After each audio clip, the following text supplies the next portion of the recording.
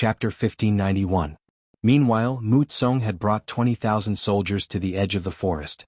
The 20,000 soldiers entered the forest beside the official road and drew their bows. They were ready to attack at any time. This was the first battle after joining Shiping. Everyone wanted to perform well to raise their status. The three generals all wanted to perform well. They were all on high alert. Just the scouts were sent 10 miles away just in case. Finally, less than 2 hours after the 20,000 soldiers entered the forest, the scouts at the front reported that the reinforcements from Guizhou had appeared. The 5,000 cavalry led the way. They were very fast and were less than 5 miles away from the forest. But at the same time there was also bad news. The cavalry was too fast, separating them from the main force behind them. This ambush was destined to not be able to wipe out all of the enemies. Whatever. 5,000 cavalry is not a small force. Let's attack them first. Mu Tsong thought it was a pity, but he quickly made the decision. After all, as a general, the biggest taboo was to constantly plan. It would only cause them to lose all their advantages. Although it was cavalry, Mu Tsong was very confident in fighting 5,000 with 20,000. He was well prepared. Not only him but his subordinates were also full of confidence. They liked to bully others with numbers because this way their chances of winning would be higher, and their safety would be more guaranteed. Time slowly passed. The 5,000 cavalry led by Jiang Wuqing did not know there was an ambush here. Originally they needed to send scouts to scout the forest first. However, they did not have the time now. No one knew what the situation in Yunnan Manor was like. If they could arrive earlier, they would be able to help Bugnam of Gojoseon defeat the enemy. They would be able to contribute sooner. With this thought in mind, Jiang Wuqing hated the fact that the horse he was riding was too slow. How could he do something like stopping? Just like that, the 5,000 cavalrymen entered the forest on both sides of the official road. Mu Tsong's shout came from the forest after all the cavalrymen entered.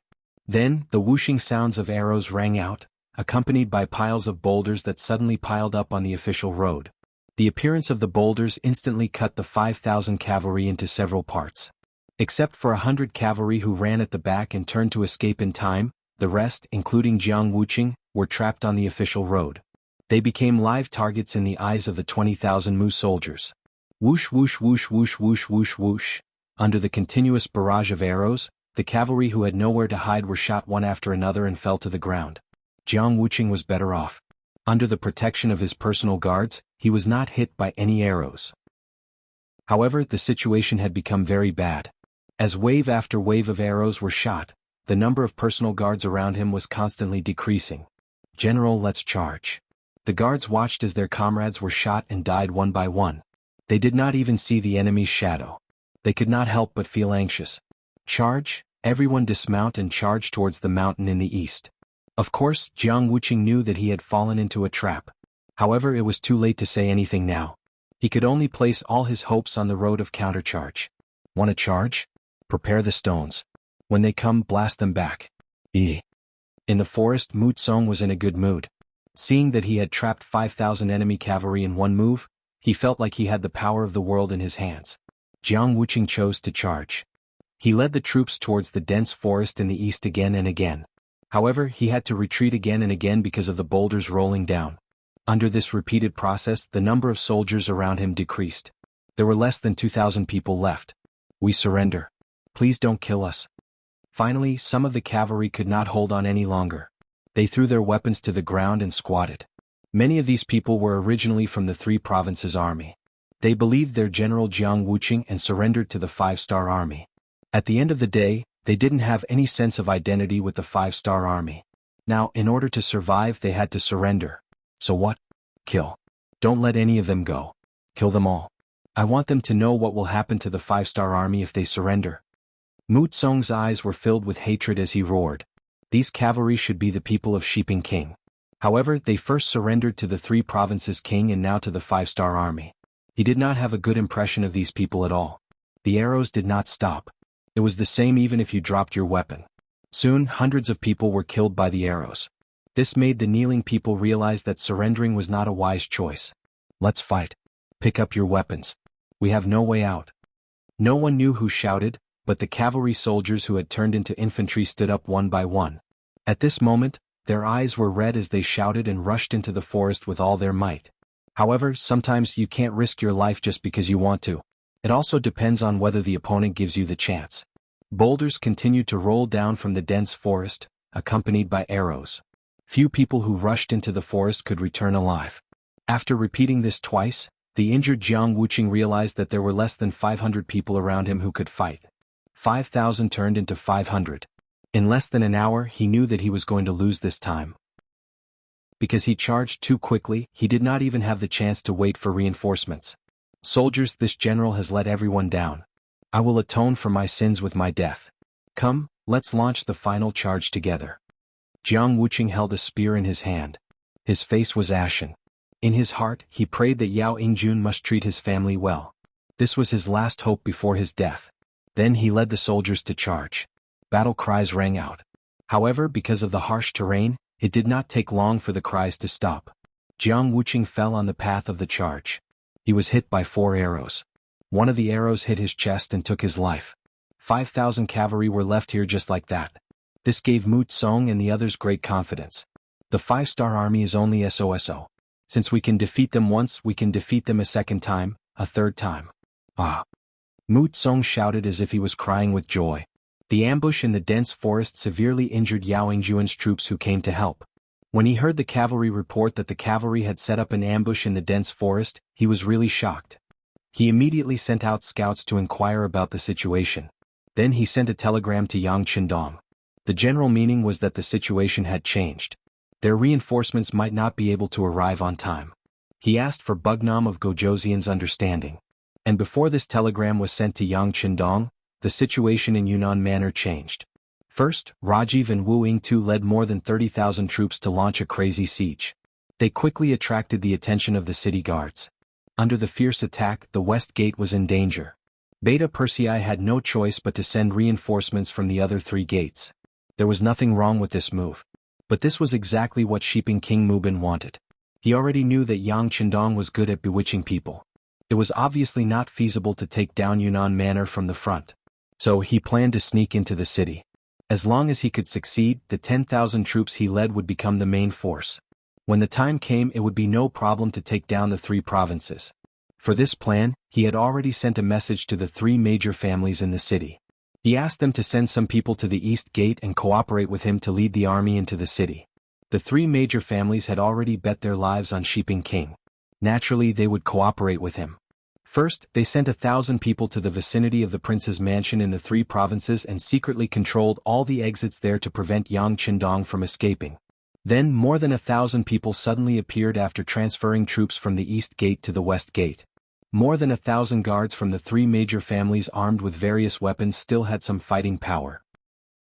The most important thing was that the timing of their appearance was too good.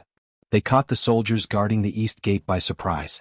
Only 1,000 people and 500 surrendered troops were responsible for guarding this place. Even Beta Persei did not leave any main force here. He focused all his energy on guarding the West Gate. This gave the enemy an opportunity to take advantage of. The battle ended very quickly. The East City Gate was breached in less than a quarter of an hour due to the fact that their military strength and combat prowess were inferior to the enemy's. Then the East Gate opened from the inside. The 10,000 Mu family troops outside the city suddenly appeared and jumped in. The East Gate was broken, and a large number of Mu family troops rushed into the city. However, they did not rush to the West Gate. Instead, their target was the 3 provinces' palaces in the city. When the news was passed from the defeated soldiers to the West Gate, Beta Persei was really shocked. Quick, pick 10,000 people to go to the 3 provinces' palaces to protect the young master's safety. Where is Cheng Hu? I'll leave the battle here to you. You must guard this place no matter what. Beta Persei called Cheng Hu and ordered him while mobilizing the troops. This was Beta Persei, who had followed Yang Qindong to fight in the north and south, had already developed a certain momentum and did not appear to be flustered. Yes, second brother, don't worry. As long as Cheng Hu is still here, the West Gate will not be lost. Cheng Hu patted his chest and promised. Then he watched Beta Persei lead the 10,000 soldiers into the city. The 3 provinces' palaces. Shouts suddenly sounded outside. Dao Xiao and Ba Dao Jiang also quickly appeared in front of Yang Qindong. When they reported the situation outside, they also asked if they needed to retreat to another place. The reason why the Black Cavalry was called elite was not only because they were well-trained and well-equipped, but more importantly because of their fearless spirit. How could such an army be flustered by the sudden appearance of the enemy? Chapter 1592. How's everyone's rest? Yang Chendong asked calmly. Although Mu Bin's move was beyond his expectations, with Datsang in his hands, there was nothing in this world that he was afraid of. The so-called everyone was naturally referring to the Black Cavalry. They had been fighting for days and fired countless shots. Their bodies had reached a point of fatigue, and they had lost a certain amount of combat power the day before. Fortunately, they had not been given any tasks for the day, so they were able to rest well. Although they had not fully recovered, they had at least recovered 70 to 80% of their combat power. It would not be a problem for them to join the battle again. Everyone has rested enough. Please give the order, sixth young master. Dao Xiao and Ba Daojiang stood at attention and said confidently. Alright, since that's the case, I'll distribute the weapons. Whether or not we can defend this place will depend on the Black Cavalry. Yang Chendong looked at Dao Xiao and Ba Daojiang with trust in his eyes. They had not taken a single step back when they were surrounded by Zhu Huiqiu. Now Shiping King had come in a hurry. What was there to be afraid of? Yang Chendong believed in the 500 Black Cavalry under him, but he believed in himself even more. Yes. Dao Xiao and Ba Daojiang saluted again. When they left the palace, they were filled with confidence. The 3 gates of the 3 provincial palaces had already been surrounded by the 3 great families. When they couldn't figure out the situation in the manner, they didn't rashly launch an attack. Instead, they continuously poured the kerosene that they had prepared onto the courtyard walls. Then they tossed a match into the air and a raging fire began to burn. The poor palaces of the 3 provinces were about to experience another fire in just one day. Under the fire, the air became hot and dry. Visibility was also affected. The 3 great families took the opportunity to attack. The guards of the 3 great clans had long been prepared for this. Every one of them had a wet blanket draped over their bodies.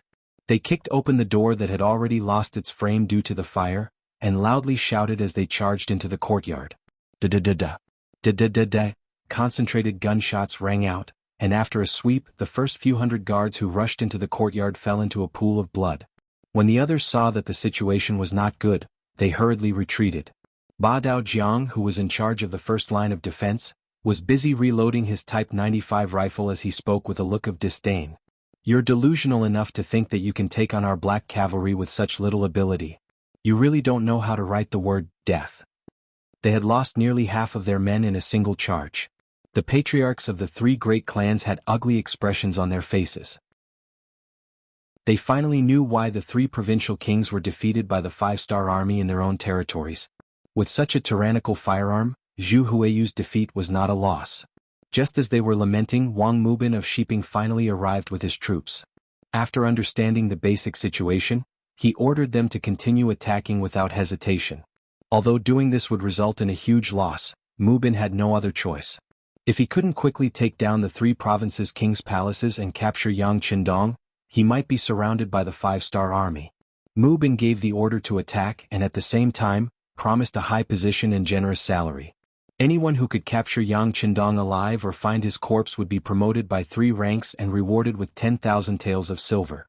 Generous rewards would attract brave men, and there were many people who would sacrifice their lives for money. Not to mention, on the surface they seemed to have the upper hand. At that moment, the main gate, side gate and back gate were filled with battle cries. The less than 500 Black Cavalry needed to defend these 3 gates, and suddenly the pressure on them increased. The greatest damage of firearms came from their intimidation. When no one was afraid of firearms, they needed to show their killing power. However, the Black Cavalry had less than 500 men, and they were facing more than 10,000 opponents. The pressure was unimaginable. Young master, let's break out of the encirclement. Dao Xiao appeared in front of Yang Chendong for the second time, and his face was filled with anxiety. The 3 provincial kings' residences were too big, and the surrounding walls were already several miles long. It was impossible for the less than 500 Black Cavalry to defend this place and ensure that no one could break in. For the sake of Yang Chendong's safety, breaking out of the encirclement was the best plan. No need. Yang Chendong rejected and waved his hand. This was the 3 provincial kings' residences, and it was no longer the courtyard that he lived in before. If this place was breached, then the people in the city would lose their backbone. If someone instigated the people, whether it was the people defending the city or the surrendered soldiers, they could be used.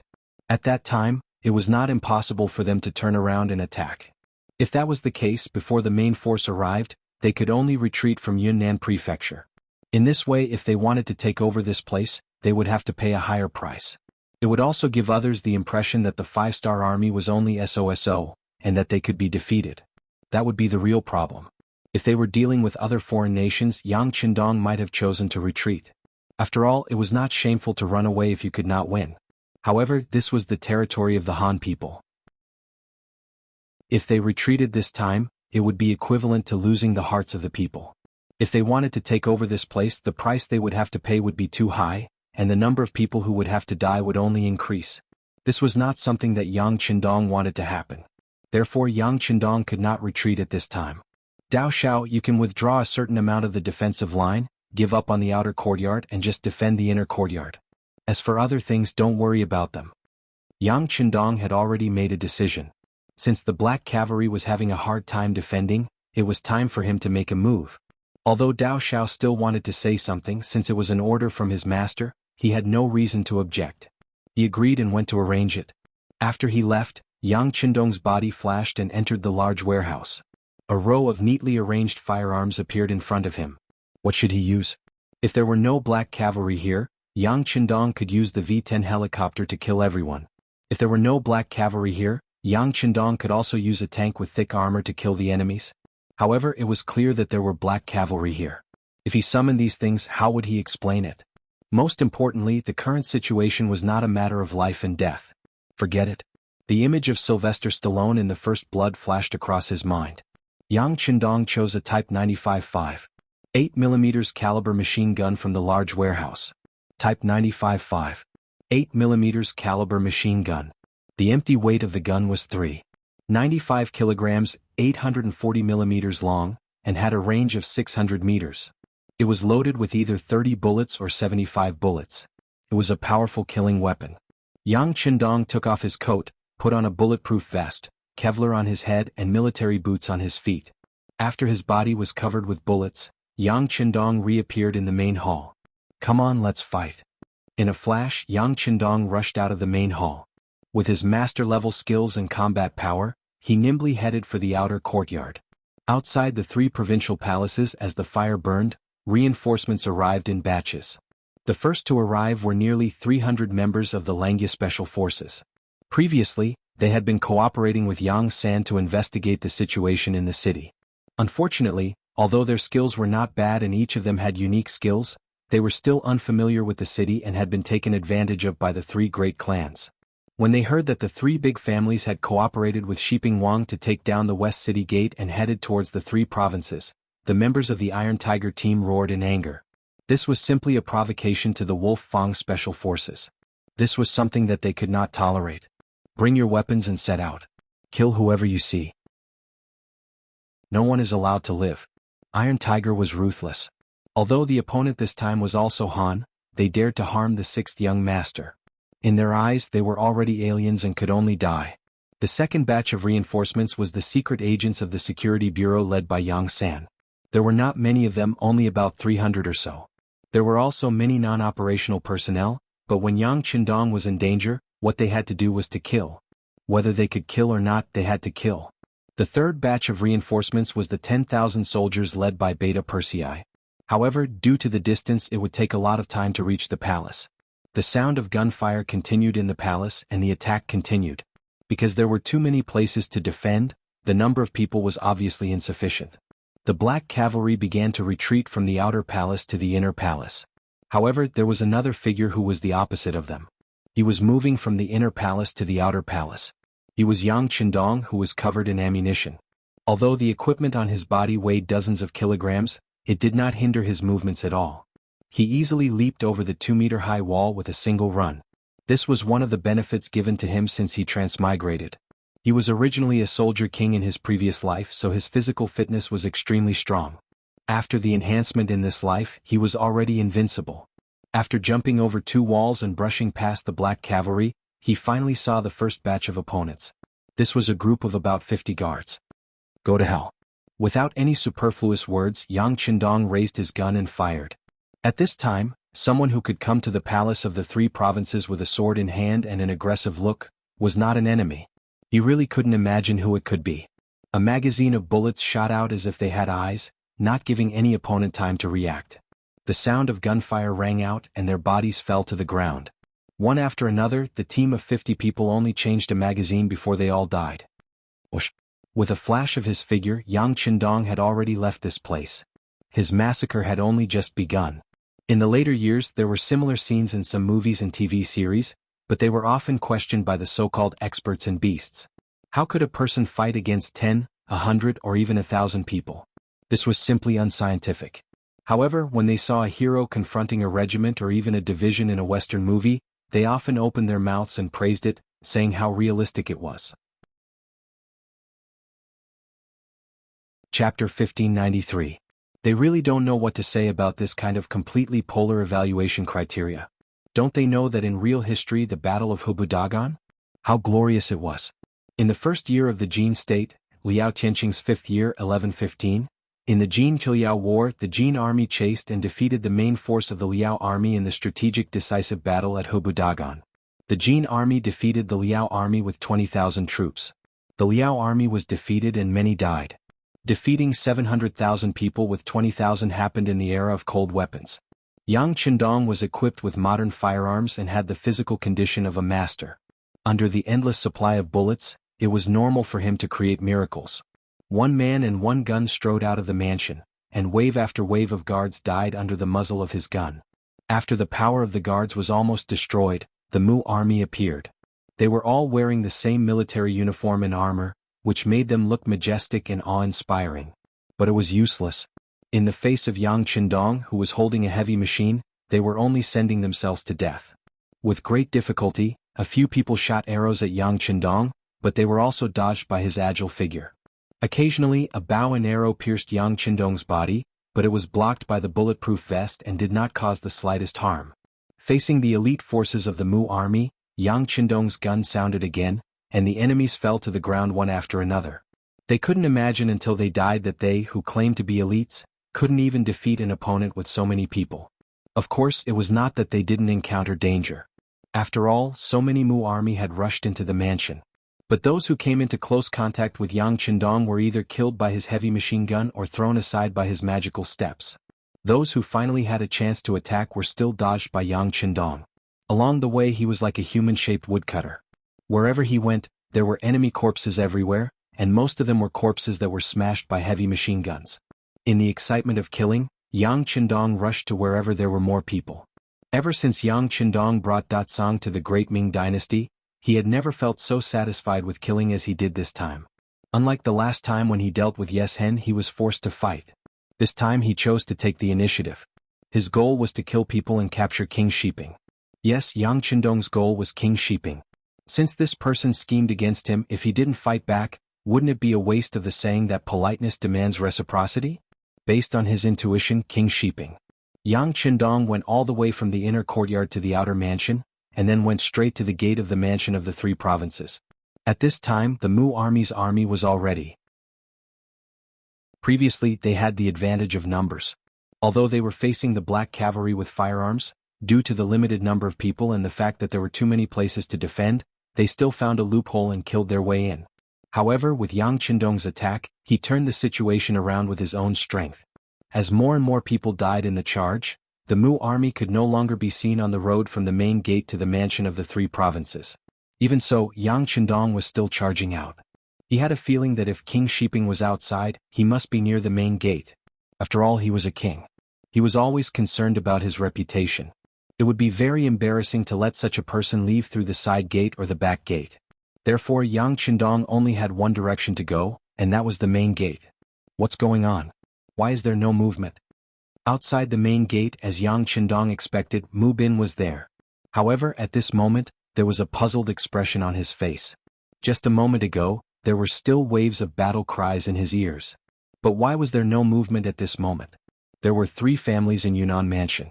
Among them, Qin Inkong was responsible for attacking the back gate, Wang Shufu was responsible for attacking the side gate, and only Li Jiayin was left to accompany Mu Bin at the main gate. Suddenly there was no movement at the main gate, and the head of the Li family was also puzzled. However, even King Shiping Mu Bin could not figure out why, so how could he figure it out? Many people were surprised by the silence at the main gate. At this time, the experienced veterans had already grasped the long saber or sword in their hands tightly. They had a feeling that there must be something strange going on. They were afraid that something had happened that they did not know. Just when everyone was still scratching their heads in confusion, Yang Qindong's figure finally appeared outside the main entrance. As soon as Yang Qindong appeared, more than a dozen arrows flew in front of him. Yang Qindong dodged most of them, but there were still 2 arrows stuck in his body. However, they were only stuck in his body. As Yang Qindong's body shook, the 2 arrows stuck in his bulletproof vest fell to the ground. At this moment, his face was also revealed in front of everyone. Bugnam of Gojoseon? Mu Bin's eyesight was very good, and he immediately recognized Yang Qindong's identity. The corner of his mouth opened, revealing 2 neat rows of teeth. Yang Qindong laughed and said, "You are King Mu Bin of Sheeping?" "That's me." Although Mu Bin's eyes were full of surprise, because he did not expect Yang Qindong to take the initiative to appear, and only one person, he was more excited. "This is Yang Qindong, the Bugnam of Gojoseon." Whether it is the Baiming Emperor or the Southern Ming Emperor, they both regarded him as a mortal danger. God knows how many times the 2 emperors thought about beheading this person in public, but they couldn't do it. And now the opportunity has come to him. Doesn't this mean that his chance to make a great contribution has come? Man, capture him and reward him handsomely. In his excitement, Mu Bin naturally said. In fact, without him saying anything, the soldiers around him had already jumped out and rushed toward Yang Qindong, who was standing there alone. Go to hell. The muzzle of the heavy machine gun in his hand was raised, and there was a burst of gunshots. The more than 10 Mu family soldiers who rushed up were shot into sieves one by one, and they fell to the ground covered in blood. Even when they died, they couldn't close their eyes. The heavy machine gun's firing speed was too fast, and they didn't even have time to react. With a burst of gunshots, more than 10 people were killed. This scene also shocked the Mu family soldiers in front of the main gate. But they relied on the advantage of numbers and weren't too afraid. After all, Yang Qindong was only one person and he only had 1 gun. Could he really kill hundreds of people present? Continue to go. If you can't catch him alive, then catch him dead. Mu Bin said as he took a few steps back. In this kind of dangerous situation, he wouldn't foolishly rush to the front. After receiving the order, the Mu family's troops on the left and right continued to rush forward. Even the dozens of guards led by Li Jiayin also rushed forward with a loud shout. But everyone knows that this is the time to make a great contribution. Even if it's a little risk of death, it seems to be worth it. Good. Yang Qindong's expression didn't change. On the contrary, his eyes lit up a little. He was worried that these people would turn around and run away. In that case, it would be difficult for him to make everyone stay with his strength alone. But if they want to rush up, that's what he wants. Tut tut tut, tut tut tut. The sound of heavy machine guns kept ringing. The rapid reloading that Yang Qindong had worked hard to practice now played a role. In less than a second he could reload a new magazine. This gave people the feeling that his gun had an endless supply of ammunition. Wherever the muzzle of the gun was pointed at, soldiers fell one after another. In just a short 2 minutes, not only was no one able to hurt a single hair on Yang Qindong's body, but they also threw down more than 200 corpses. This result shocked everyone. Everyone used to only hear that Yang Xie's firearms were very powerful. But it was only very powerful. If they were really invincible in the world, then they would have already made a move on the Great Ming Dynasty. Why wait until now? In many people's view, Yang Xie's firearms should also have drawbacks, and as long as they relied on the advantage of numbers, it was still possible to make up for this shortcoming. In the end, everyone would be evenly matched. But now, when they saw the power of the firearms, they realized that they were too optimistic in the past. They were too ignorant. The power of the firearms was more than several times more powerful than they imagined. Seeing that so many soldiers had died in such a short period of time, Mu Bin's expression changed greatly. He was also a person who was used to seeing life and death. Over the years he had fought countless big and small battles, but he had never seen such a powerful person. With his own strength, he had the combat power of a powerful army. Seeing that Yang Qindong still had a lot of ammunition on him, Mu Bin felt that things were not going to go well. His instincts kicked in again. He turned around and tried to escape from this place. A gentleman would not stand under a dangerous wall. Not everyone was like Yang Qindong, who was already the king and was willing to take the lead in everything. You want to escape at this time? Stay with me. Yang Qindong had been paying attention to Mu Bin all the time. This was his main target. If he let this person escape, wouldn't his appearance this time be imperfect? A smoke grenade appeared in his left hand. He held his breath and threw the smoke grenade with his left hand. Then a second, third and fourth smoke grenades appeared one after another. The front gate of the three provinces' king, which was originally clearly visible, was soon surrounded by a cloud of smoke and dust. They could not see each other and they could not see each other. It was especially chaotic. During this period there were many violent coughs, which were stimulated by the smell of the smoke grenades. Yang Qindong, who had been holding his breath for a long time, was not affected at all. Instead, he turned his body again and quickly came behind Mu Bin, who was trying to escape. Then he reached out his left hand and grabbed at Mu Bin's neck. Chapter 1594. Although he was running away, Mu Bin's five senses were still there. When he felt a strong wind coming from behind him, he instinctively shrank his neck. Then he leaned sideways and grabbed the knife in his hand. Then he turned around and slashed. Yang Qindong retracted his arm and dodged the fatal knife. He thought to himself, that was close. He had also become careless and began to pay more attention to Mu Bin. Since he could become the king of Shiping by the southern Ming emperor, he was obviously not an ordinary person. He could only blame everything for going too smoothly, which made Yang Qindong lose his vigilance. Fortunately, his agility saved him. No matter what, his opponent did not hurt him. Yang Qindong, who was no longer careless, was even more terrifying once he got serious. When he stretched out his left hand again, Yang Qindong moved faster and grabbed at Mu Bin for the second time. Save me. Mu Bin suddenly felt a sense of danger when he missed his target. The knife just now seemed to be a hasty attack, but in fact he had been planning for a long time. He wanted to counterattack when someone suddenly attacked him. He had been training a lot and his results were very good. However, such a sure-win knife did not work. He knew that Yang Qindong was difficult to deal with. Now, seeing that he was closing in on him again, other than continuously waving his blade, he was also shouting loudly. King of Shiping was indeed the king of Shiping, especially a king like him who had been guarding the territory. He had been practicing martial arts since he was young, so he was quite skilled. Yang Qindong did not manage to catch him twice. He only managed to grab the saber at his waist and forcefully snatched it away. And it was at this time that several Mu family's bodyguards appeared in the surroundings. They were all veterans who had followed Mu Bin for hundreds of years, and each of them had extraordinary skills. Although they could not exert 100% of their strength because of the smoke bombs, they still rushed over when they heard the commotion. One by one they rushed toward Yang Qindong desperately, just to give their king a chance to escape. Scram! Yang Qindong shouted. He swung the heavy machine gun as if it was an iron rod.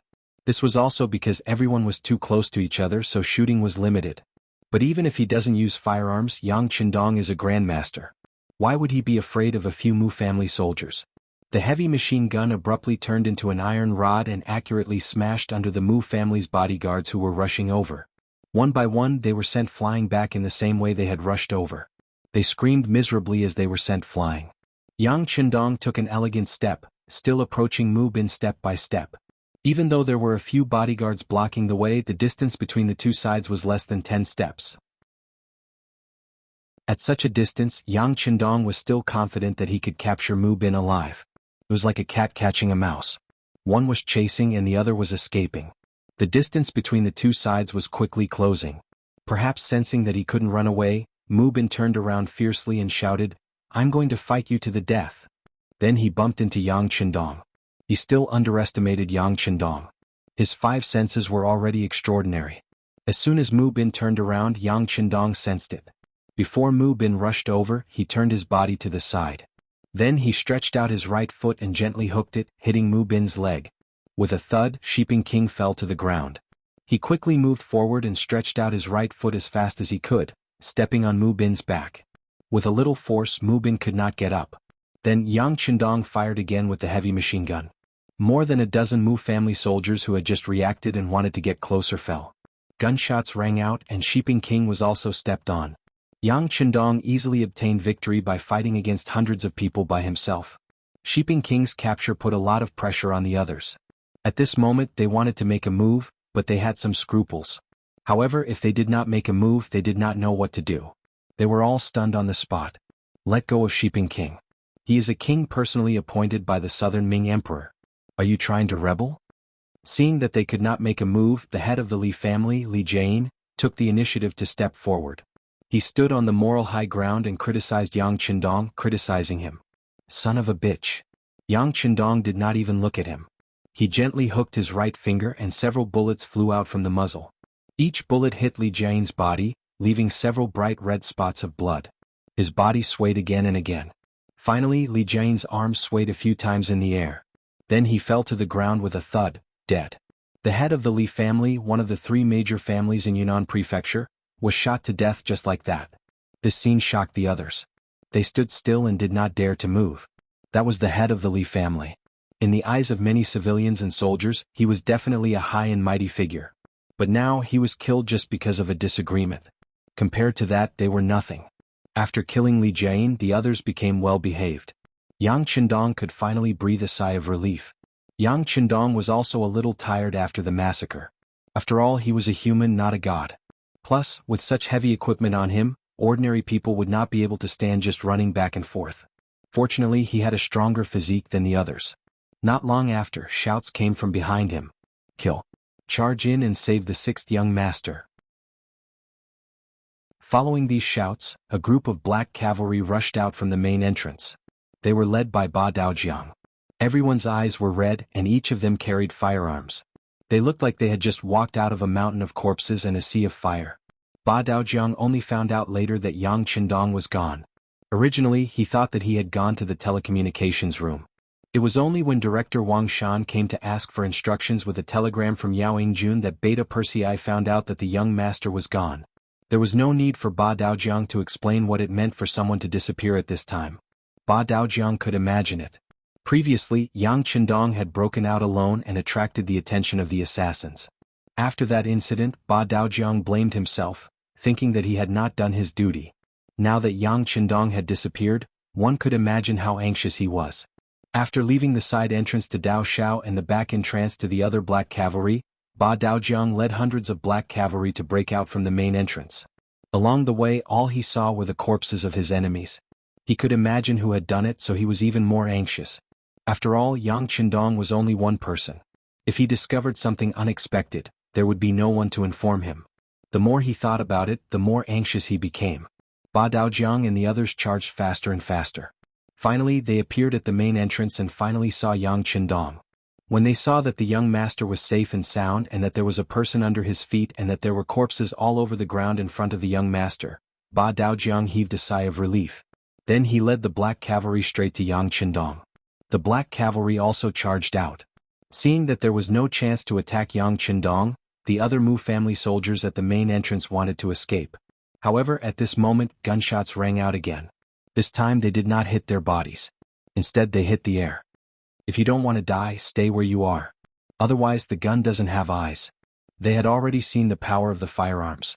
Who would dare to escape? Previously, they had taken action because there was a glimmer of hope. Now that even their last hope was gone, everyone had lost their will to resist. All they wanted was to save their lives. When everyone stopped moving, the black cavalry held them down one by one and tied them together one by one. The overall situation was now settled. The shouts just now were getting closer and closer. Soon, Beta Persei took the lead and appeared in front of Yang Qindong. When he saw the scene in front of him, Beta Persei involuntarily knelt on the ground. His eyes were full of joy. After Shiping King led 10,000 troops into the city through the East City Gate and headed towards the Three Provinces Palace, Beta Persei was like a mad dog. He led 10,000 people and rushed towards the Three Provinces Palace. During this period, he also encountered people from the three great clans and the Mu family's army. However, Beta Persei bravely rushed forward as if he did not care about his life. Anyone who blocked his way was either killed or seriously injured. But even so, he was still anxious. Although he was full of confidence in Yang Qindong, he was still afraid of what might happen. After finally rushing over and seeing that Yang Qindong was fine, Beta Persei felt exhaustion fill his body. He knelt on the ground with a plop. Go help Beta Persei up. Seeing that this was caused by physical exhaustion, Yang Qindong hurriedly said to Badaojiang. Then he lifted his foot and let the other black cavalry come forward and hold down Shiping King Mubin. While removing the heavy machine from his body, Yang Qindong walked in front of Beta Persei and asked, "How's the situation outside?" After taking a few deep breaths, Beta Persei recovered some of his physical strength. He hurriedly got up and replied, "There's no big problem outside. Cheng Hu and the others are watching over there. They can't rush in."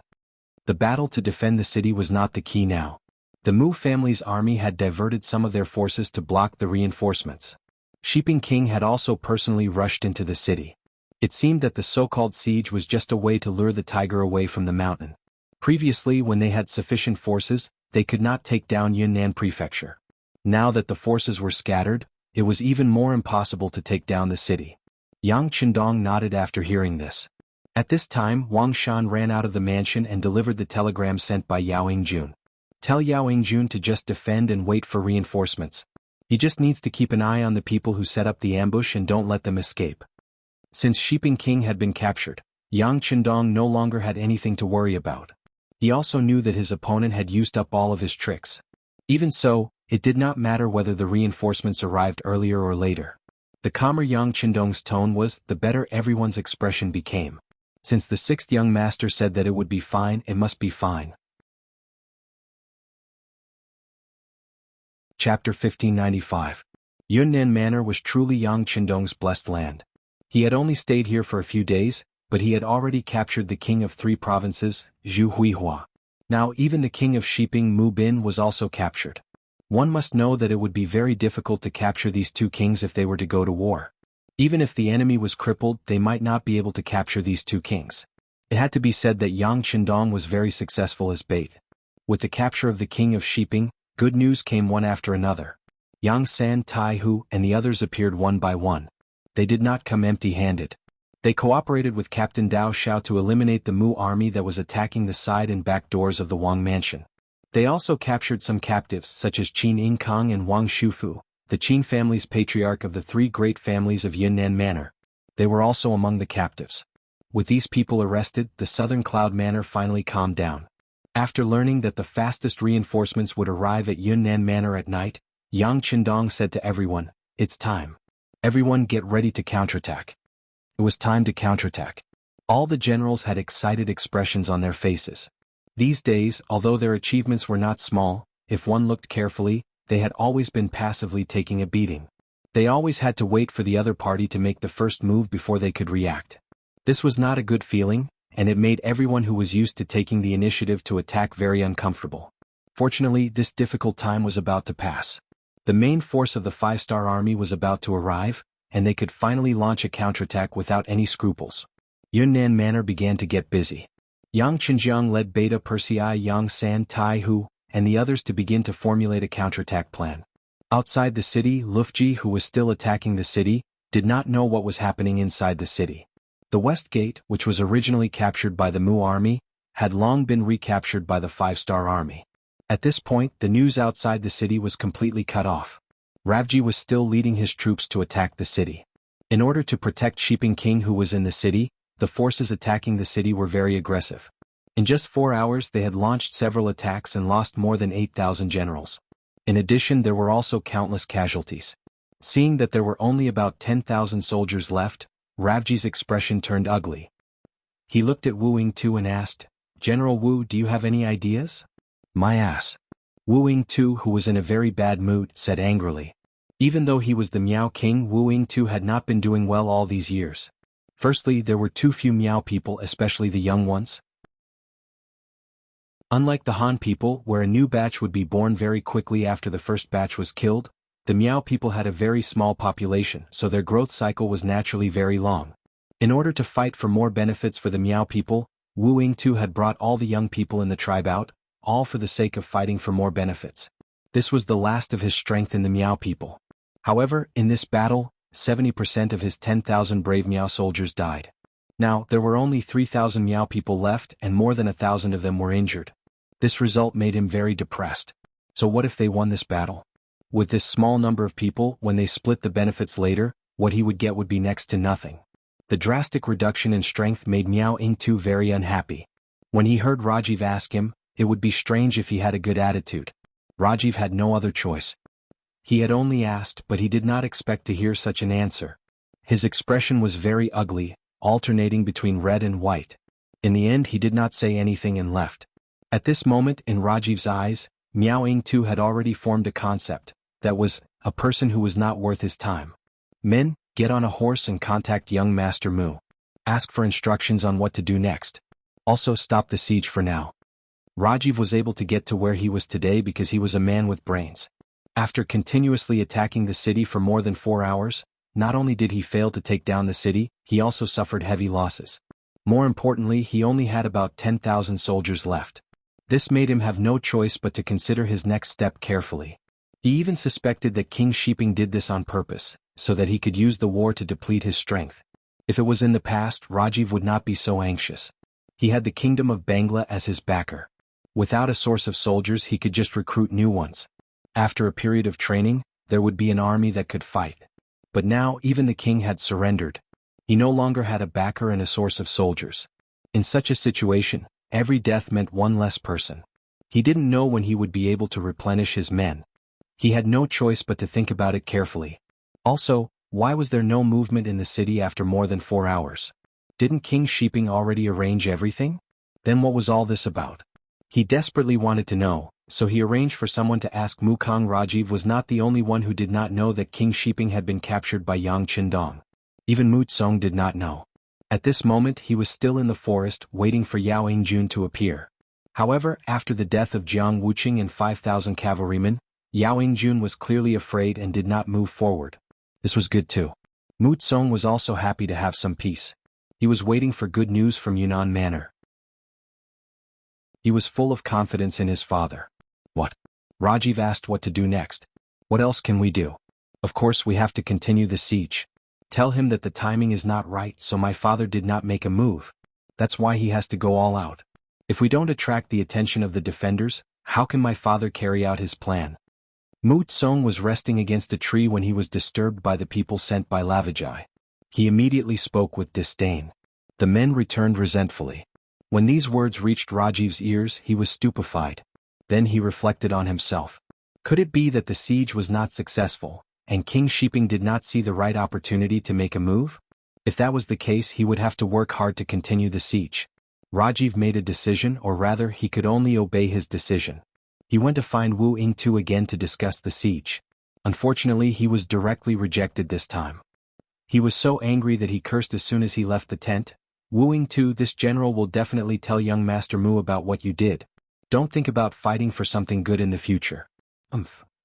After the angry Rajiv returned to the main camp, he gathered 10,000 soldiers under his command and launched another fierce attack on Yunnan Manor's West Gate Tower. Compared to before, this attack was more ferocious.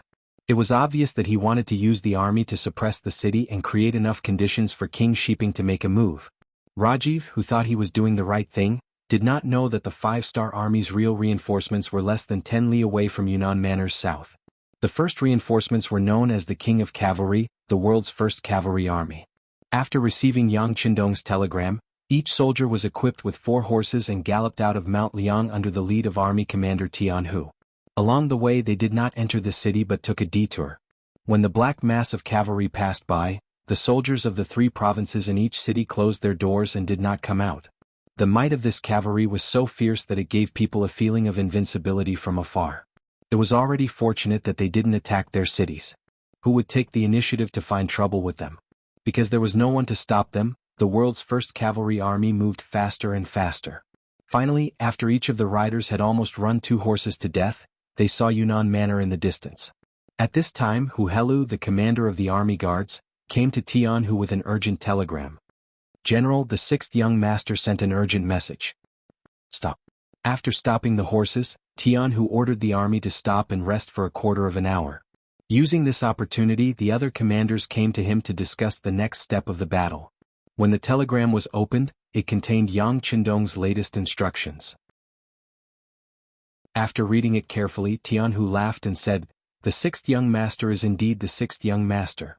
Without us having to do anything, he has already captured the 3 provincial kings and the king of Shiping." Ah. That's true. Although they are all kings, how can they be a match for the 6th young master? The other commanders also laughed after hearing this. During the past few days of rushing, it was impossible for them not to be anxious. They were especially worried about the safety of the 6th young master. Their past experience told them that the 6th young master was very powerful and would be fine. However, they only had 500 black cavalry with them, and Yunnan Manor was the base camp of the 3 provincial kings. Anything could happen in the enemy's camp. If something happened to the 6th young master, the 5 commanders did not dare to imagine what would happen next. Before the sixth young master left, he had already decided that the eldest crown prince, Yang Bo, would take over his position. However, could a 10-year-old child really lead them? What if someone was not convinced? After all, the Yangtze was too big. It was so big that no country, force, or ethnic group could compare with it since ancient times. Would anyone have the confidence to let a 10-year-old child manage such a big country? At that time, it was possible that the huge Yang family would fall apart in an instant. If that was the case, where should they go from here? Even if they obeyed the young master's orders, they would have to fight with their former colleagues. In that case, the only thing that would be lost was the strength of the Yangtze. If that was the case, it would be very difficult for the Yangtze to develop in the future. In short, if something happened to Yang Qindong now, the consequences would be unimaginable. In order to avoid such a situation, they could only rush with all their might. At the same time, they prayed that the sixth young master would be fine. Chapter 1596. Now that they had received the latest telegram from Yang Qindong, they could finally breathe a sigh of relief. While they breathed a sigh of relief, they began to think about how to make a contribution. More importantly, they were thinking about how to deal with those who wanted to go against the sixth young master. Alright, everyone has read the contents of the telegram. Since that's the case, I've decided to split into two groups. The world's first cavalry army was less than 10 miles away, but Rajiv had no idea about that. Although he had heard about the arrival of the 5-star army's main force from some sources, in his opinion, the reinforcements would not arrive so easily. They would have to pass through many cities in the 3 provinces to reach southern Cloud Prefecture from Liang Mountain. Therefore, he did not think that other than Yao Ingjuan's reinforcements, Bugnam of Gojoseon would arrive in such a short time. Now he was wholeheartedly sending troops to attack the city. The attack was not going well. It was even a little tragic. Rajiv did not know that Shiping King had been captured. The surrendered soldiers and civilians in the city knew about it, so they could focus on defending the city without worrying about other changes. This boosted the morale of the soldiers defending the city. With the advantage of numbers, the counterattack was fierce. Rajiv was destined to meet a tough opponent. His excessive trust in Shiping King had also doomed Rajiv to a tragedy. Seeing that the soldiers attacking the city had suffered heavy losses and soon more than half of the 10,000 soldiers were killed, he still had no intention of stopping the attack. At this moment he was like a gambler, putting all his treasures on the line, hoping for a miracle to happen. Would a miracle happen? Of course it was impossible. Not only did Shiping King not show up, but a mighty cavalry team came from afar. They were wearing light green military uniforms and black armor. Each of them had 2 horses. While they were still far away, the battle cries could be heard. Is Shiping King here? The excited Rajiv raised his eyes and looked. He was very excited. No one answered him because the others did not know how King Shiping's army was dressed. However, someone in the crowd recognized him. He was King Miao Wuingtu. In the past, when he followed Zhu Huichen, he had dealt with the Mu family army.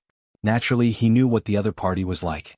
Let's not talk about whether or not they had that many cavalry troops. Just from their appearance alone, they didn't look like one at all. Instead, they looked like the legendary 5-star army's cavalry. It had long been rumored that the regular 5-star army wore military green uniforms. This was very different from the military uniforms that were either black, gray, or even yellow. Because of this, Wu Yingto's expression changed drastically. Not to mention Wu Yingtu had once fought with the 5-star army, but he had been defeated and fled. Could it be that the reinforcements from the 5-star army have really arrived? But how could they be so fast? Doubts arose in his heart, but he quickly suppressed them because he knew that this was not the time to be conflicted. It was the time to make a choice. If the reinforcements from the 5-star army really came, then they would not be a match for the enemy with their current strength. In fact, when the infantry faced the cavalry, the idea of survival instantly occupied the highest point. Then his gaze fell on Rajiv. Perhaps his only chance of survival depended on this person. Wu Yingtu was already having second thoughts. Rajiv did not know about this at all. He was still looking forward to the cavalry's arrival. Surround him. It's this Rajiv. He overestimated himself and wants to become an enemy of Bugnam of Gojoseon. Men, capture him. Kill anyone who resists. Since he had decided to live, Wu Yingtu did not care about whether he was a comrade or not. He only knew that if he captured this person and presented him to the 5-star army, there might be a way to survive. Wu Yingtu led 3,000 Miao soldiers and suddenly attacked, catching Rajiv off guard. Seeing that many of his soldiers were killed by the Miao soldiers, he was furious. He roared loudly, "Wu Yingtu, are you trying to rebel? Can't you see that the king of Shiping is already here with his cavalry? What are you trying to do? Ah. Open your dog eyes and see clearly. How is that king of Shiping's cavalry? It's clearly the reinforcements from the 5-star army. Even now, do you still place your hopes on Mu Bin? Can't you see that he's trying to weaken our strength? It's hateful that you're so badly injured, but you still don't understand. I really don't know how you survived all these years. Facing Rajiv's questioning, Wu Ying too was not afraid at all. Instead, he shouted and questioned Rajiv. Rajiv didn't care about making use of them anymore. He was more concerned about who the cavalry belonged to. When he heard Wu Ying too say that it was the reinforcements from the 5-star army, his expression changed greatly. At this moment he did not want to be entangled with Wu Ying too and the Miao soldiers. He only wanted to escape as soon as possible. Escaping was more important. You still want to leave? Do you think you can leave? He knew that if he did not capture Rajiv once the 5-star army caught up, he would not have a good ending. So how could he give up on his only hope of survival? Everyone kill. Capture Rajiv alive and present him to the 5-star army. There will be a great reward. With a loud shout, Wu Ying too took the lead and rushed forward with his ghost head blade. With a few slashes he cut down several soldiers and got closer and closer to Rajiv. You're courting death. Seeing his soldiers being cut down one by one, Rajiv became anxious. He knew that if he did not kill Wu Ying too, he would not be able to escape. He simply rushed over with his spear. Before the world's 1st Cavalry Army's 4th and 5th Divisions arrived, the battle had already turned into a mess. The 4th Division Commander Su De and the 5th Division Commander Yu Zhong glanced at each other. They didn't have any intention of taking action. They just ordered the cavalry to surround the scene. In short, they couldn't let the enemy who wanted to deal with the 6th young master escape. The battle in the field was still ongoing. Because of the number of soldiers and the premeditated plan, the Miao army gradually gained the upper hand. At this time, Wu Ying too was leading 6 of his soldiers to surround Rajiv. As expected of the great general of Banka, Rajiv's personal strength was not bad. In just a short while, no less than 6 or 7 Miao soldiers had died under his spear. However, even a tiger could not withstand a pack of wolves. After a long battle, Rajiv finally felt that his strength was running out. It was also at this time that Miao Yingto's ghost head blade arrived and landed on the body of the spear. Under the powerful force, the spear flew out of Rajiv's hand. Without a weapon, Rajiv could only dodge left and right without any ability to counterattack. If he kept defending, he would definitely lose. After a few more rounds, Rajiv was careless and his left arm was chopped off. He immediately let out a blood-curdling scream as he lost his balance and fell to the ground. Then a few Miao soldiers rushed over and pinned him to the ground, tying him up tightly. Rajiv was captured. Seeing that the situation was over, the soldiers under his command abandoned their weapons and surrendered. At this point, the situation was settled. Wu Ying too quickly tidied up his clothes and came in front of the 2 division commanders Su De and Yu Zhong, who were riding in front of the army. After a long bow, he opened his mouth and said, I am Wu Ying too, the commander of the Miao army. Because I went astray, I became an accomplice of the 3 provincial kings. Now that I have turned over a new leaf, I am willing to surrender to Bugnam of Gojoseon. I have specially captured the great general of Banka, Rajiv, to show my sincerity. I hope the general can give me a way out. Thank you.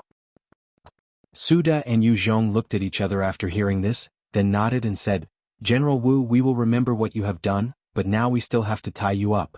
As for how to deal with you, it will ultimately be decided by Bugnam of Gojoseon. Do you agree? I agree. Wu Ying too gritted his teeth and said helplessly. He didn't know what his future would be like. Now he could only hope that Yang Qindong would remember his contributions and not kill him. Under the city walls of Yunnan Prefecture, the chaotic battle ended dramatically. Without waiting for the world's 1st Cavalry Army to make a move, tens of thousands of enemy troops had all surrendered. This made the surrendered soldiers and the people in the city cheered. Beta Persei, who was standing on the city tower, also waved his hand with joy and said, Come on, open the city gate and welcome the army into the city. In the dense forest, Mu Tsong was still sleeping comfortably against a tree. In his dream he saw his father capturing Yang Qindong and making a great contribution. This was where Mu Tsong's confidence in his father came from. After all, the Mu family had been operating in Yunnan Prefecture for a long time. In addition, they suddenly appeared and attacked. How could Bugnam of Gojoseon, who had just arrived for a few days, contend against them? As his son, he only needed to wait for Yunnan Prefecture to be taken down by his father, Then he would return with the army. At that time they would immediately contact the Southern Ming army. With the support of the Southern Ming army, how could a leaderless five-star army be a match? In his dream, Mu Tsong was already overjoyed. He even saw the Southern Ming Empire's reinforcements coming. It was a mighty and majestic cavalry. Their arrival caused the earth to tremble. It was truly awe-inspiring. Crown Prince, this is bad. Another cavalry unit is coming. Just when Mu Tsong was still dreaming, he suddenly heard such a voice. Then his shoulder was shaken and he became completely awake. What's going on? When he opened his eyes and saw General Azad shaking him, Mu Tsong still had a sleepy expression. Prince, a large number of cavalry suddenly appeared behind us. Cavalry? Are the Southern Ming army's reinforcements here? Mu Tsong was still in a dream and couldn't extricate himself. No, they are using the banner of the five-star army. Azad's face was pale and his body was trembling. What? Five-star army? That's impossible. Mu Tsong's first thought was disbelief, then he kept shaking his head. Behind them was Yunnan Prefecture.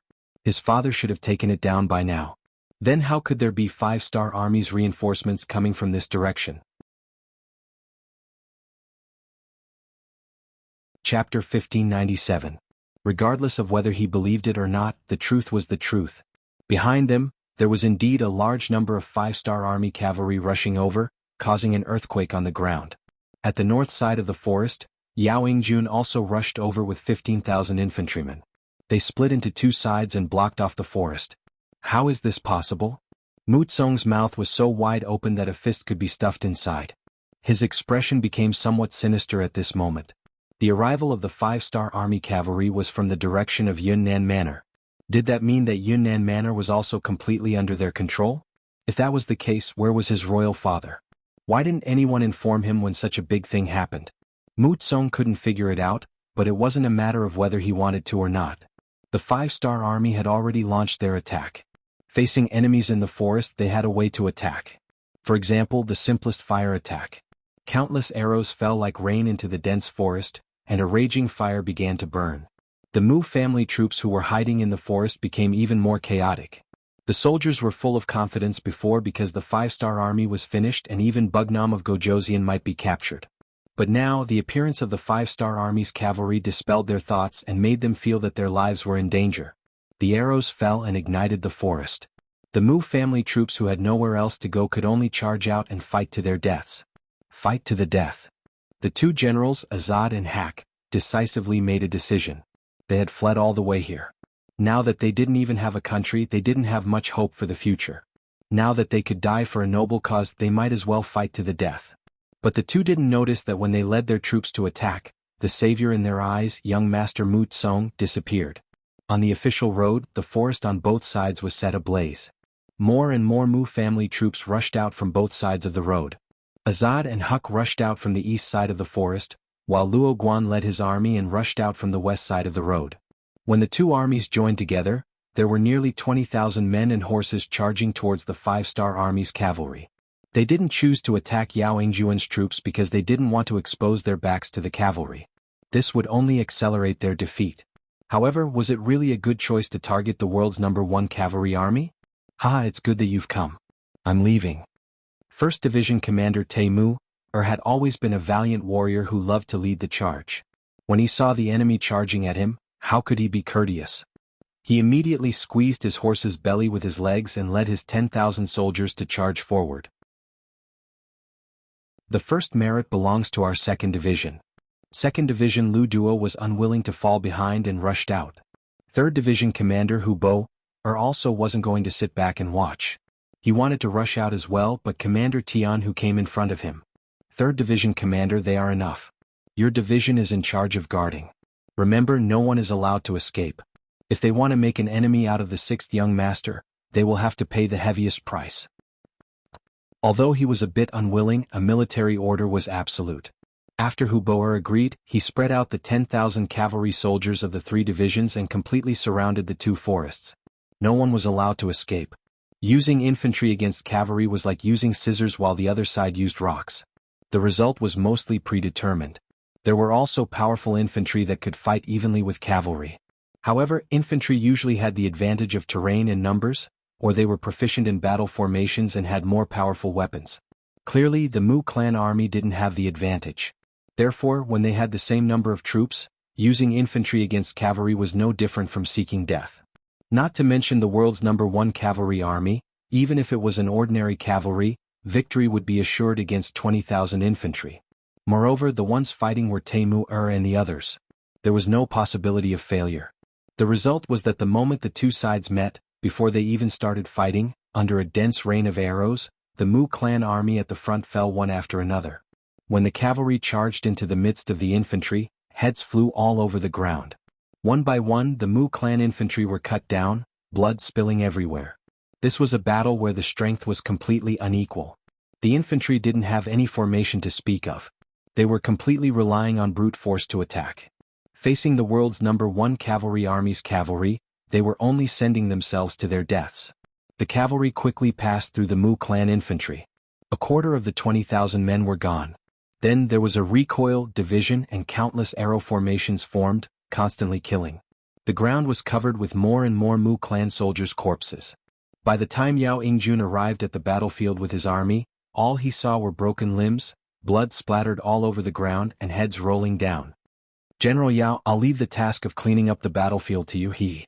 Riding on his horse, Commander Taimur showed Yao Ingjun his row of white teeth, then urged his horse to leave with the army. The world's #1 cavalry army had their own pride. As long as there were infantry, they would never interfere with work like cleaning up the battlefield. Yao Ingjun cupped his fists and thanked Taimur as he watched the cavalry leave. It must be known that although cleaning up the battlefield was tiring, there were many benefits. Not only could they get a share of the military merits, but they could also get all the good things from the enemy corpses. Just this point alone was enough to make many people envious. It only took them more than 2 hours to kill the enemy, but they still hadn't finished cleaning up the battlefield even when the sky turned dark. The army had no choice but to rest and wait for the next day to start cleaning up. Tian, who left the 3rd Division's commander, Hu Bo-er, to cooperate with Yao Ingjun while he led the army to Yunnan Manor not far away. In Yunnan Manor, peace had already been restored. The 5-star army's main reinforcements had arrived. Naturally, there was no need for the surrendered soldiers and ordinary citizens to defend the city. They could all return home to reunite with their families.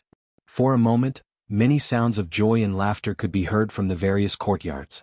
Of course, there were also some people who died in battle. As their families, they naturally couldn't be happy. Fortunately, the 5-star army's compensation was generous enough. Although it didn't satisfy everyone, most people still accepted this form of compensation.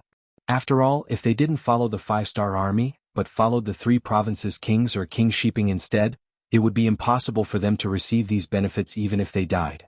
This battle also made the citizens fully aware of the value of peace. People died in war. Who knew how many families were torn apart because of it? This was something that couldn't be bought with money. The 3 provinces' palace was also very lively at this time. The reinforcements had arrived. Beta Persei Yang San, and the others finally didn't have to worry so much. They finally had a chance to have a good meal and then sleep. Tian, who also brought the 1st Division and 2nd Division into the city. He personally went to the 3 provinces' palace to see Yang Qindong, 6th young master. The moment he saw Yang Qindong, Tian who couldn't help but cry.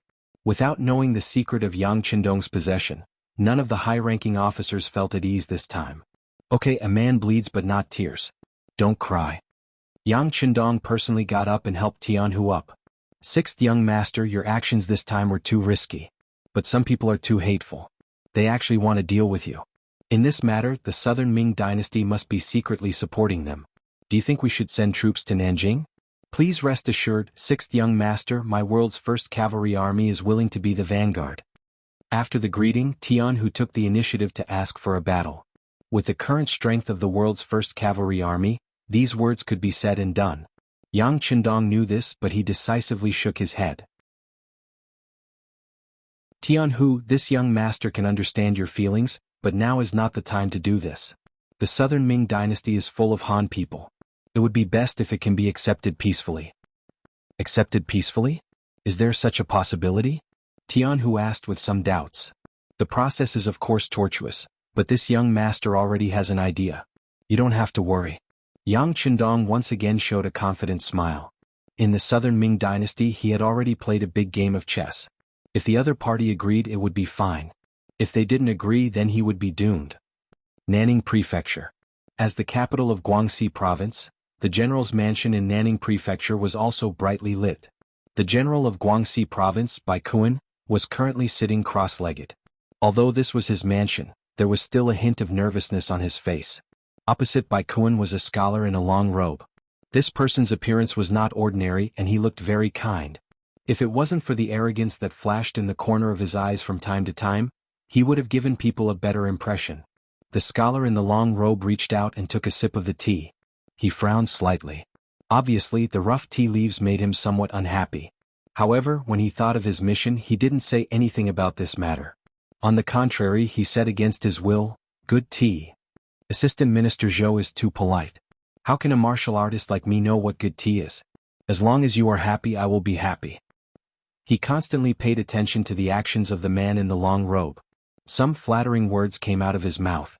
He really had to be polite. This Assistant Minister Zhou was the left Assistant Minister of the Southern Ming Dynasty's Ministry of Rites, Zhou Ziang. It was said that he was deeply favored by the emperor. For a martial artist like him, it was usually impossible to invite him to sit together. Now that he finally had the opportunity to sit together, of course he would try his best to please him. Chapter 1598.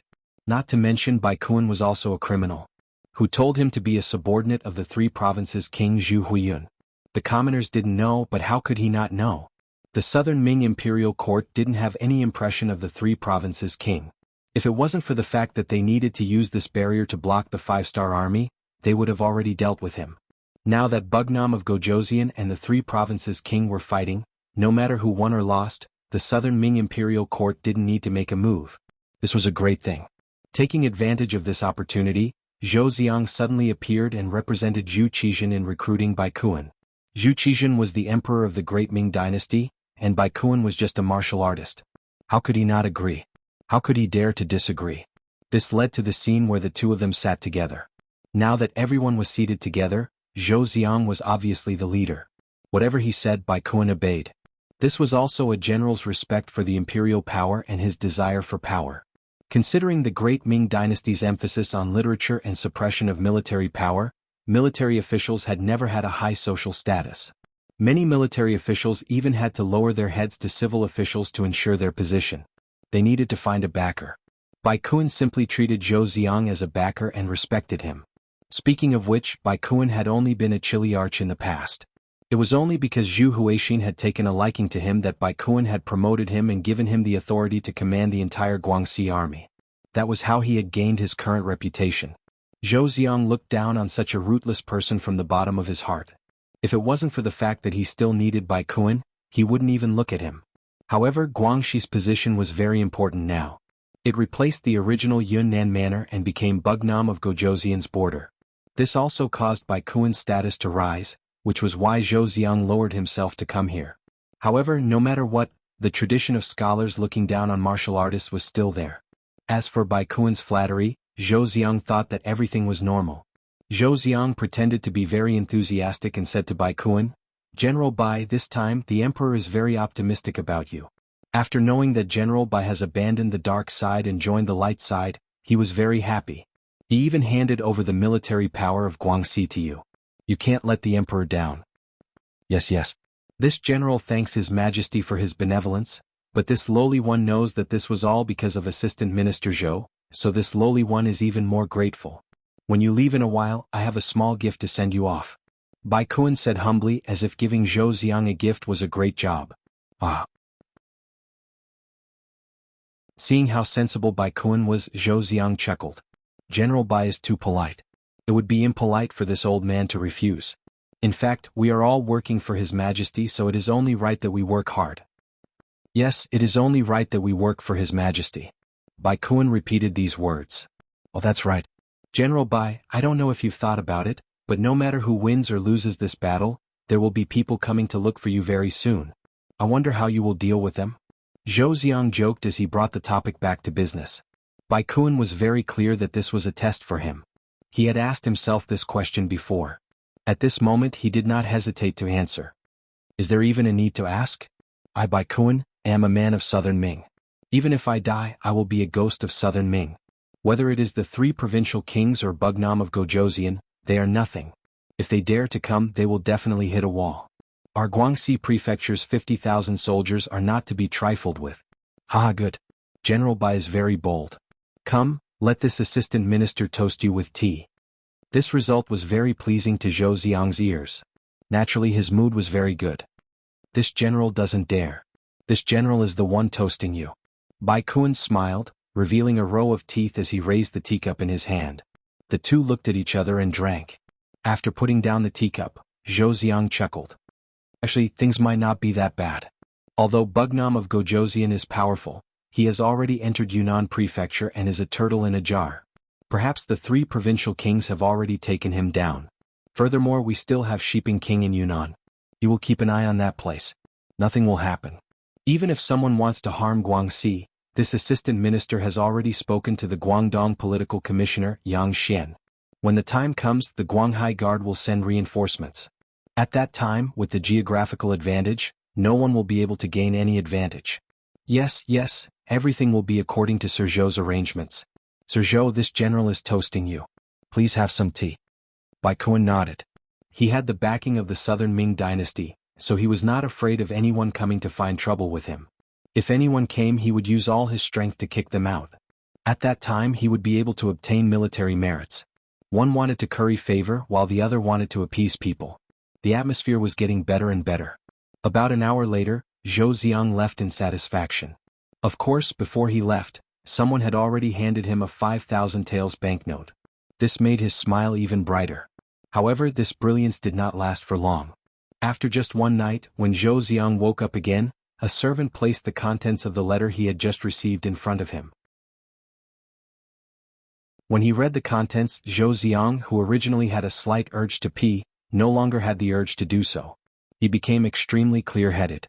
It says that the 3 provincial kings and Shiping King were captured by Wu Nanwu. Is this true? It can't be a mistake, right? Holding the letter, he asked the person who had delivered the letter with a look of disbelief. The messenger could feel Zhou Xiang's anger, so at this moment he only knelt on the ground and did not even dare to raise his head. Zhou Xiang knew that the contents could not be wrong, but he did not dare to believe it. Didn't they say that Bugnam of Gojoseon was arrogant and only brought 500 people into Yunnan Manor? The 3 provincial kings had prepared tens of thousands of soldiers and were waiting for the other party to fall into their trap. How did Zhu Huihua get captured? How did this trick work? There was also Shiping King Mubin. He was at the periphery of Yunnan Manor and should have acted according to the situation. If things went south, he could still escape if he could not win. How did he get captured? What exactly happened in the middle of all this? Zhou Xiang could not figure it out. Looking at the trembling messenger kneeling on the ground, he said, "Send a messenger pigeon to the Southern Cloud Manor's embroidered uniform guards. Ask them what happened and how it ended up like this. Report back to me after you figure it out." Finally, he could leave. The messenger in charge of the messenger pigeon quickly nodded and was about to leave. "Wait, this matter cannot be publicized now. If the news is leaked, I will take your life." Thinking that once the news was out, it might cause panic, so Zhou Xiang decided to suppress this matter first. "I understand." The messenger nodded in agreement and finally left, leaving Zhou Xiang alone to sit there and think. After a long time, he sighed. Things changed so quickly that it was somewhat unbelievable. Zhou Xiang could not help but think that the situation in Guangxi seemed to be a bit dangerous. Guangxi was indeed in danger. Zhu Huihua was the king of 3 provinces. This time, Yang Qindong only brought 500 black cavalry and rushed into Yunnan Manor because Zhu Huihua promised that as long as he came, he would hand over the power of the 3 provinces. Although Zhu Huihua had broken his promise, Yang Qindong still kept his promise. Of course, now was the time to take back the power of the 3 provinces. It was just Guangxi. It was impossible to say that Yang Qindong valued it. Currently, Yangtze's territory was rich and populous, so Guangxi province was not a big deal. However, if he wanted to swallow the entire Great Ming, Guangxi was the only way. In addition, he was justified this time. How could he let go of such a good opportunity? First, he met Yao Yingjun and learned that Guizhou had changed sides and voluntarily joined Yangtze. Now that Yunnan was under his feet, and even Shiping's Wang Mubin was captured by him, it was time to solve the problem of Guangxi. Jiang Wuqing died a heroic death. Generous compensation. His family will be rewarded with land. If his children are of appropriate age, they can be sent to the Yang clan school in Sushin City to study. Yao Yingjuan's loyalty is commendable. His personal ability is outstanding. Drafting the military affairs of Guizhou and Yunnan. When there is a suitable candidate in the future, he will be replaced. If the soldiers who follow Jiang Daqing are willing to join the 5-star army, they can pass the examination. Those who are not willing to join the army and are willing to follow the people will be given land. Captives must be protected. After paying money, they can also serve the people. Those who can't find a protector will have to serve the Yangxia according to their rank. When the time is up, they will be sent to other Yangxia provinces. They can also enjoy the respect of the Han people. In this battle, the surrendered generals will be judged according to their performance. Those who have performed meritorious deeds can be reduced to commoners. Those who do not change will be sentenced to death or 3 to 30 years of reform through labor. Orders came out of Yang Qindong's mouth. The chaos in Yunnan prefecture was quickly being dealt with.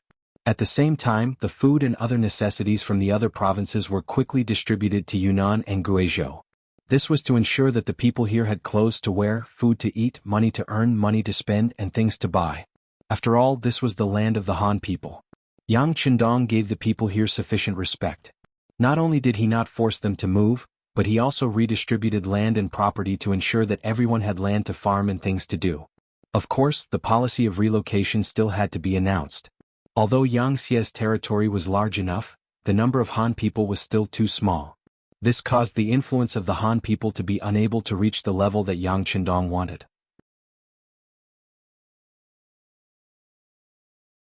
Chapter 1599. If the millions of people in the two provinces were willing to migrate, it would greatly increase the number of Han people in the other Yangxia provinces. It would also allow Han culture to spread to other foreign races faster, allowing the custom of Han people being respected to continue. Since they wanted the remaining people to have land to farm, where would the land come from? They would need to take advantage of the rich, which were the nobles and gentry. If there was no suitable reason before, the assassination of Yang Qindong by the 3 great clans of Yunnan was the best reason. For example, the deceased head of the Li clan, Li Jiayin, all of his assets were confiscated immediately.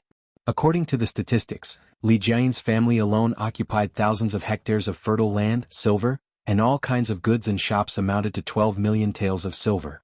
When this harvest was reported to Yang Qindong, it gave him a fright. He had expected Li Jiayin to be rich, but he did not expect him to be so rich. Unfortunately, it was not desirable to hide wealth among the people. Those who were truly rich were misers. They only had themselves in their hearts, and they were even willing to betray their country and people for benefits. It was like the 8 great merchants of Shangxi in the late Ming Dynasty. They earned money from the Ming Dynasty's government and the people, but in the end they funded the enemy. It was because of this that a small slave had occupied all of China's rivers and mountains. Thinking about it, wasn't the last emperor of the Ming Dynasty, Chongzhen, defeated because he had no money and no pay? The funny thing was that an emperor needed to borrow money from his officials, but in the end, there was no one he could borrow money from. He did not know how many good words he said, but in the end, he persuaded his father-in-law to lend him 30,000 taels of silver. It seemed like he had dug out his heart and cut his flesh. But in reality, when the roaming king entered the capital, he actually plundered more than 6 million taels of silver from the emperor's father-in-law's house. With so much money, the emperor only borrowed 1/20 of the money and cried to the heavens and the earth. In the end, he lost both his life and wealth. Presumably, when he was killed by the roaming king, he regretted it, right? No, not necessarily. Some people were like this. They would not shed tears until they saw the coffin, and even if they saw the coffin, they would not shed tears. They regarded money as more important than the sky, even more important than their own lives. She really didn't know how such people's brains were developed and what they were thinking. Having said that, even if Yang Qindong knew that there was such a thing, he would never allow the same thing to happen in his Yang family, especially under his nose. For this reason, he had formulated a series of rules when Yangxia was developing. For example, Yangxia encouraged business, but the business tax was very heavy, reaching 7 out of 10. In other words, the merchants of Yangxia had to pay a tax of 700 coins every time they made a profit. After deducting the expenses and expenses, only about 50 coins would fall into the hands of the merchants.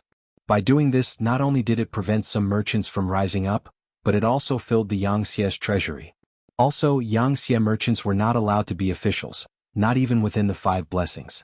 Once discovered, he would definitely be severely punished. At the very least, they would be stripped of their position and fined silver. At the very least, it would be possible for their entire family to be exterminated. Since ancient times, collusion between officials and merchants had always been a big problem, but it was unavoidable. Yang Qindong had set such a rule when he first created the rules. It was to prevent people from becoming too powerful under him. In the end, his descendants would also be under the control of others. Yang Qindong would never allow his descendants to borrow money from his officials one day. That would be too shameful and it would be too much of a failure. Speaking of which, the matter of the Li family made Yang Qindong see the drawbacks of the Great Ming Dynasty. At the same time, he also began to deal with these people.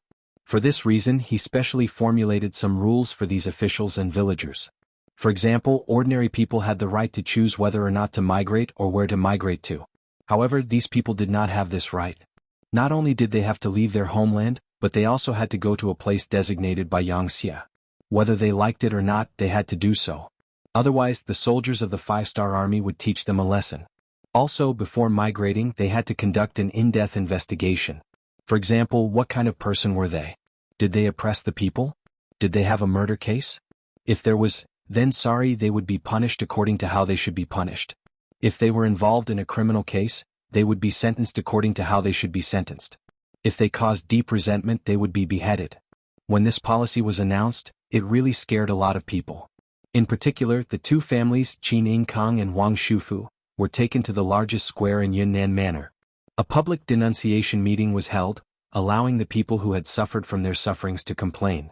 The scene could really be described as earth-shattering, and it could even make ghosts weep. This was because all the people in the city who heard the news came.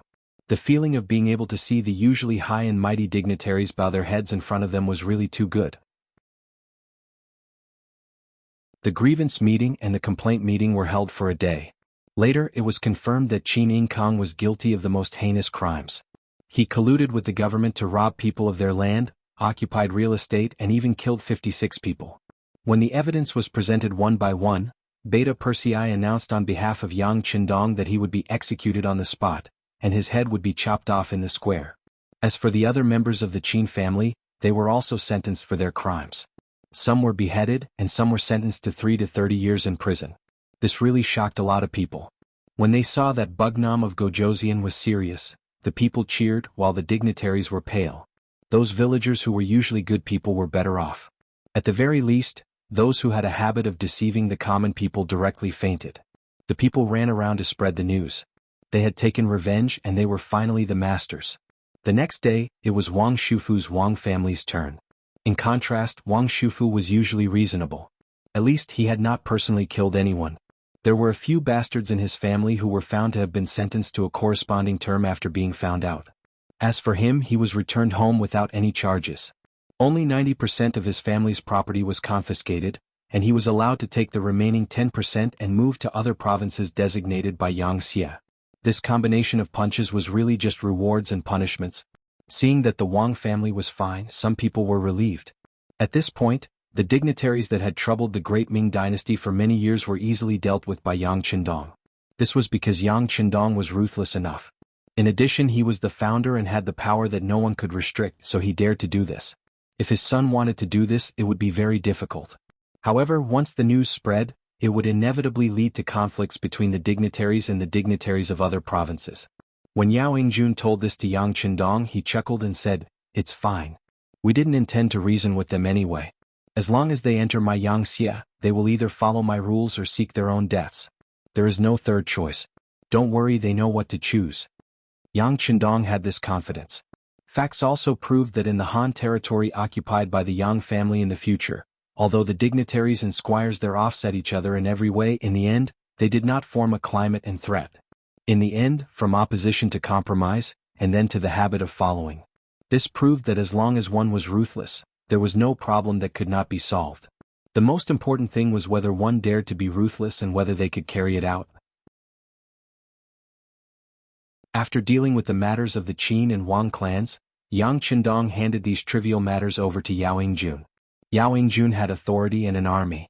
With Yao Yingjun's ability, dealing with these matters was a piece of cake. On the other hand, Yang Qindong's thoughts were on the matter of conquering the Guangxi province. The Intelligence Bureau had already sent a secret report that the Guangxi general, Bai Kuan, had already contacted the southern Ming dynasty and changed sides. Yang Qindong was not surprised at all by this result. Although in terms of strength, Yangxia was far above the Great Ming dynasty, in terms of influence, the Han territory still belonged to the Great Ming dynasty. Unless Yang Qindong carried out a bloody massacre in the land of Huaxia like he did to other alien races, he still needed to rely on the breath of Huaxia. Unless it was absolutely necessary, Yang Qindong did not want to use the methods he used to deal with the Outlanders in the Great Ming dynasty. As such, he would most likely come into contact with negotiations or economic blockades. Speaking of economic blockades, Yang Qindong had already prepared a method. Over the years, in order to maintain the relationship with the southern Ming dynasty, Yang Xie had sold large amounts of food to the southern Ming dynasty at a low price. Sometimes it was even cheaper than what he sold. Many times, Yang Xie would even sell food to the southern Ming dynasty at a loss in order to let the southern Ming dynasty develop a habit of trusting him. In the past 10 years, the results were quite good. At the very least, from the Intelligence Bureau's investigation, there were very few people who actually grew food in the southern Ming dynasty. It was not profitable at all. It was better to buy the food than to grow it yourself. What would you choose? The direct result was that there was a large amount of uncultivated land in the southern Ming dynasty. Many of the originally fertile lands were covered with weeds that were half the height of a person. Because of this, the southern Ming dynasty wanted to manage the land and had tried before. However, they found that after investing a lot of manpower and resources, the final results were not very good. When they even lost money, no one had any ideas about the land. There was no profit. In the current southern Ming dynasty, at least 9.5 out of 10 pieces of land were uncultivated. At this time, if the food supply to the southern Ming dynasty was suddenly cut off, one could imagine what kind of effect it would have. Of course, the southern Ming dynasty was also full of talents. They seemed to be afraid that this problem would affect the imperial court, so they built a granary in advance and filled it with food. It was said that it was enough to feed the entire southern Ming dynasty for 2 years. In other words, once Yang Xie cut off their food supply, they would have 2 years to deal with it. In this way the problem could be solved. However, since Yang Qindong was prepared to use the food supply issue to threaten the southern Ming dynasty, how could they not have any methods?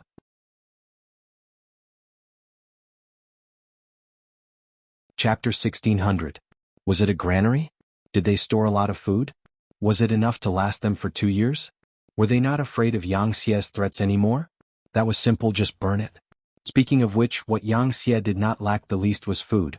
Not every place had a climate suitable for large and small factories, and not every place could start light and heavy industries. However, most places could be used for farming. With the current vastness of the Yang family's territory, the number of fields had long reached an astonishing level. With the addition of the steam engine, transportation would become even more convenient. The problem of transporting food had been solved, and the transfer of food from the north to the south would not be as laborious as before. Under these conditions, food would not be a problem to stifle the development of the five-star army. Moreover, because of Yang Xie's policy of never increasing taxes on land, there were still many farmers. As long as there was enough money, it would be very convenient to reclaim the land. If they were pushed too far, they would burn all the food.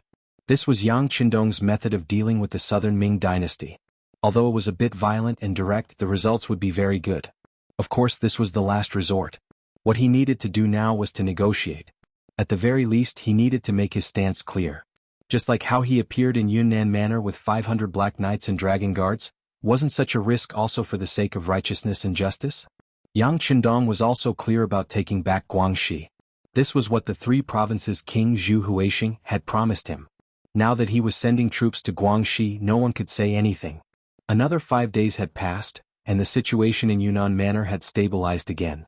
Yao Yingjun had a stick in one hand and candy in the other.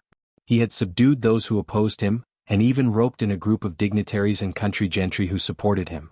After consulting with Yang Qindong, Yao Yingjun stated that as long as these people cooperated well with the work, they could take away 20% of the wealth when they left their homeland.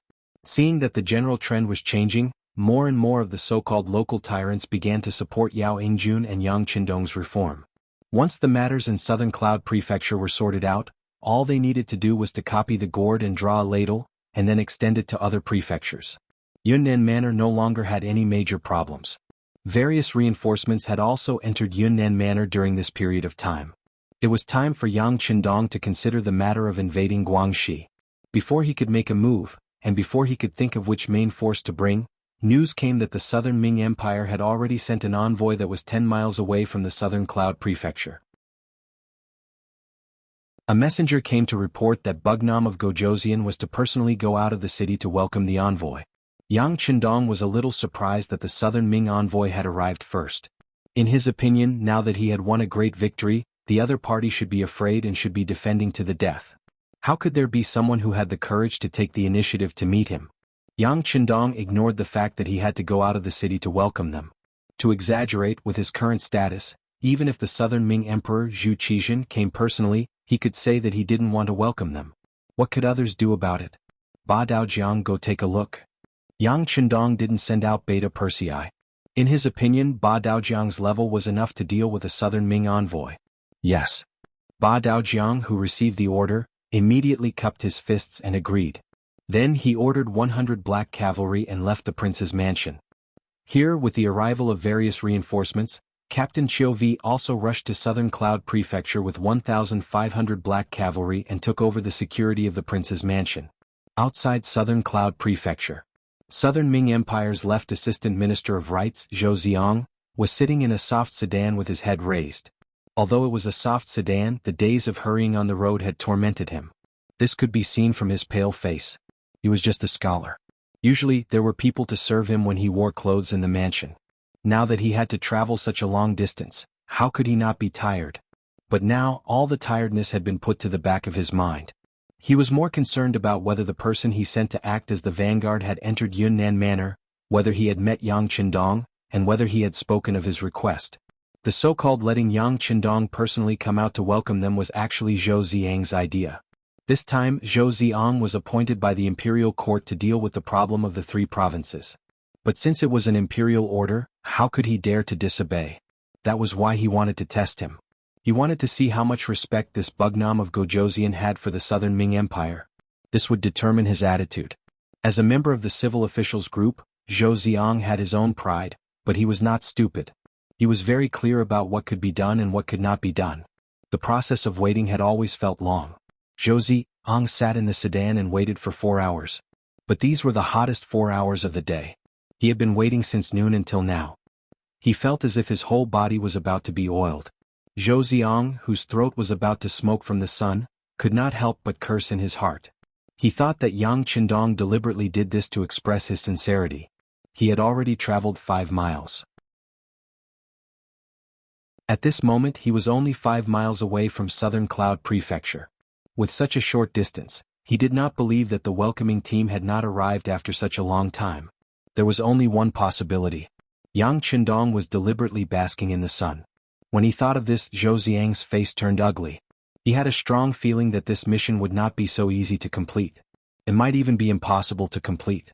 Finally, after Zhou Ziang did not know how many times he cursed in his heart, a group of cavalry finally came from afar. From afar there were not many people, but the group was unusually orderly. It actually gave off a faint sense of oppression.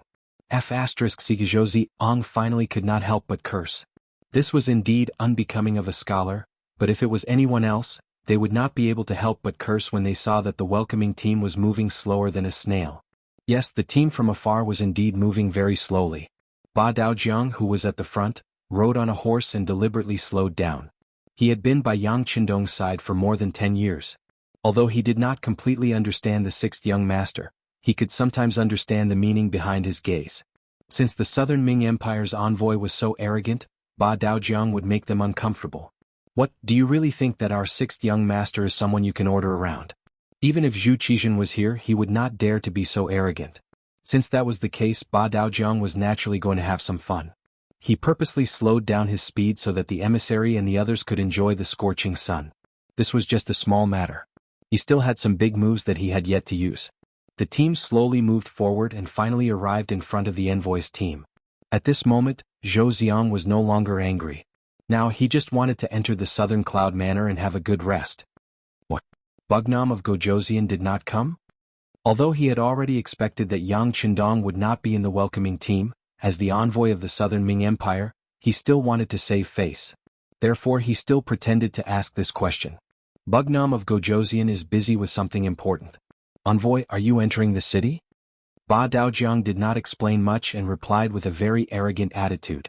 Zhou Ziong was not stupid. Of course, he understood the hidden meaning in this sentence. It was saying that the matter he was here for was insignificant.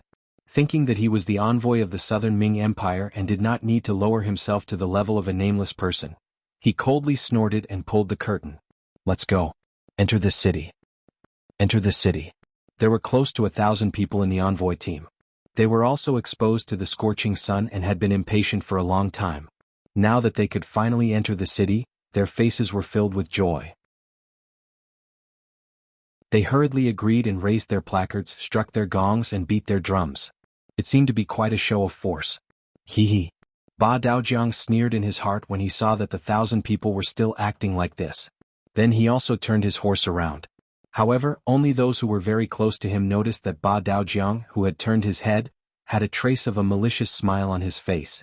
Giddy up, giddy up. The black cavalry began to move. They were moving slowly just a moment ago, but this time they began to speed up.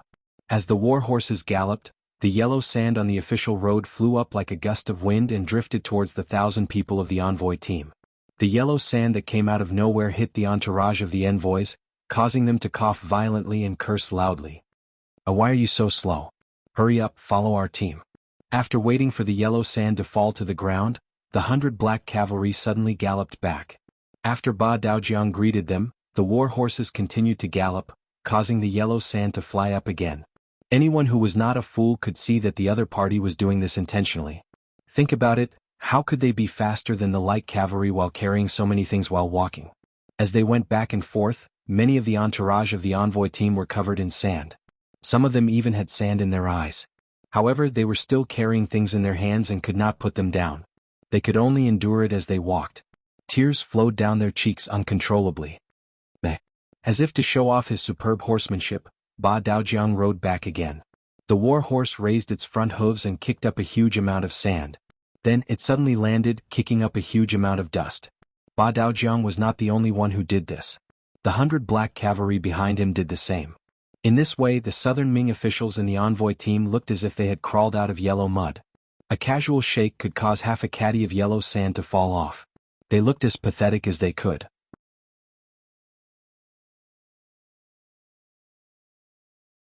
Chapter 1601. Hurry up and keep up with our speed. It was the same sentence that the senior had said. Soon after, Ba Daojiang once again spurred his horse forward, stirring up sand and dust. What's going on? Zhou Ziong, who was sitting in the palanquin, did not know what was happening outside. He only felt that the procession was moving and stopping, so he lifted the curtain. It was this action that allowed countless yellow sand to enter the palanquin, causing Zhou Ziong, who was unprepared, to sneeze. Achoo, what is this? What's going on? He continuously fanned himself with his right hand until the black cavalry moved a little further away. Finally, the scene in front of him became clear. Then Zhou Ziong saw a group of people covered in yellow sand in front of him. Seeing that the originally neat group had become like this, Zhou Ziong instinctively wanted to reprimand them. This group represented the image of the Southern Ming Empire. How could they behave like this? What would others think if they saw this?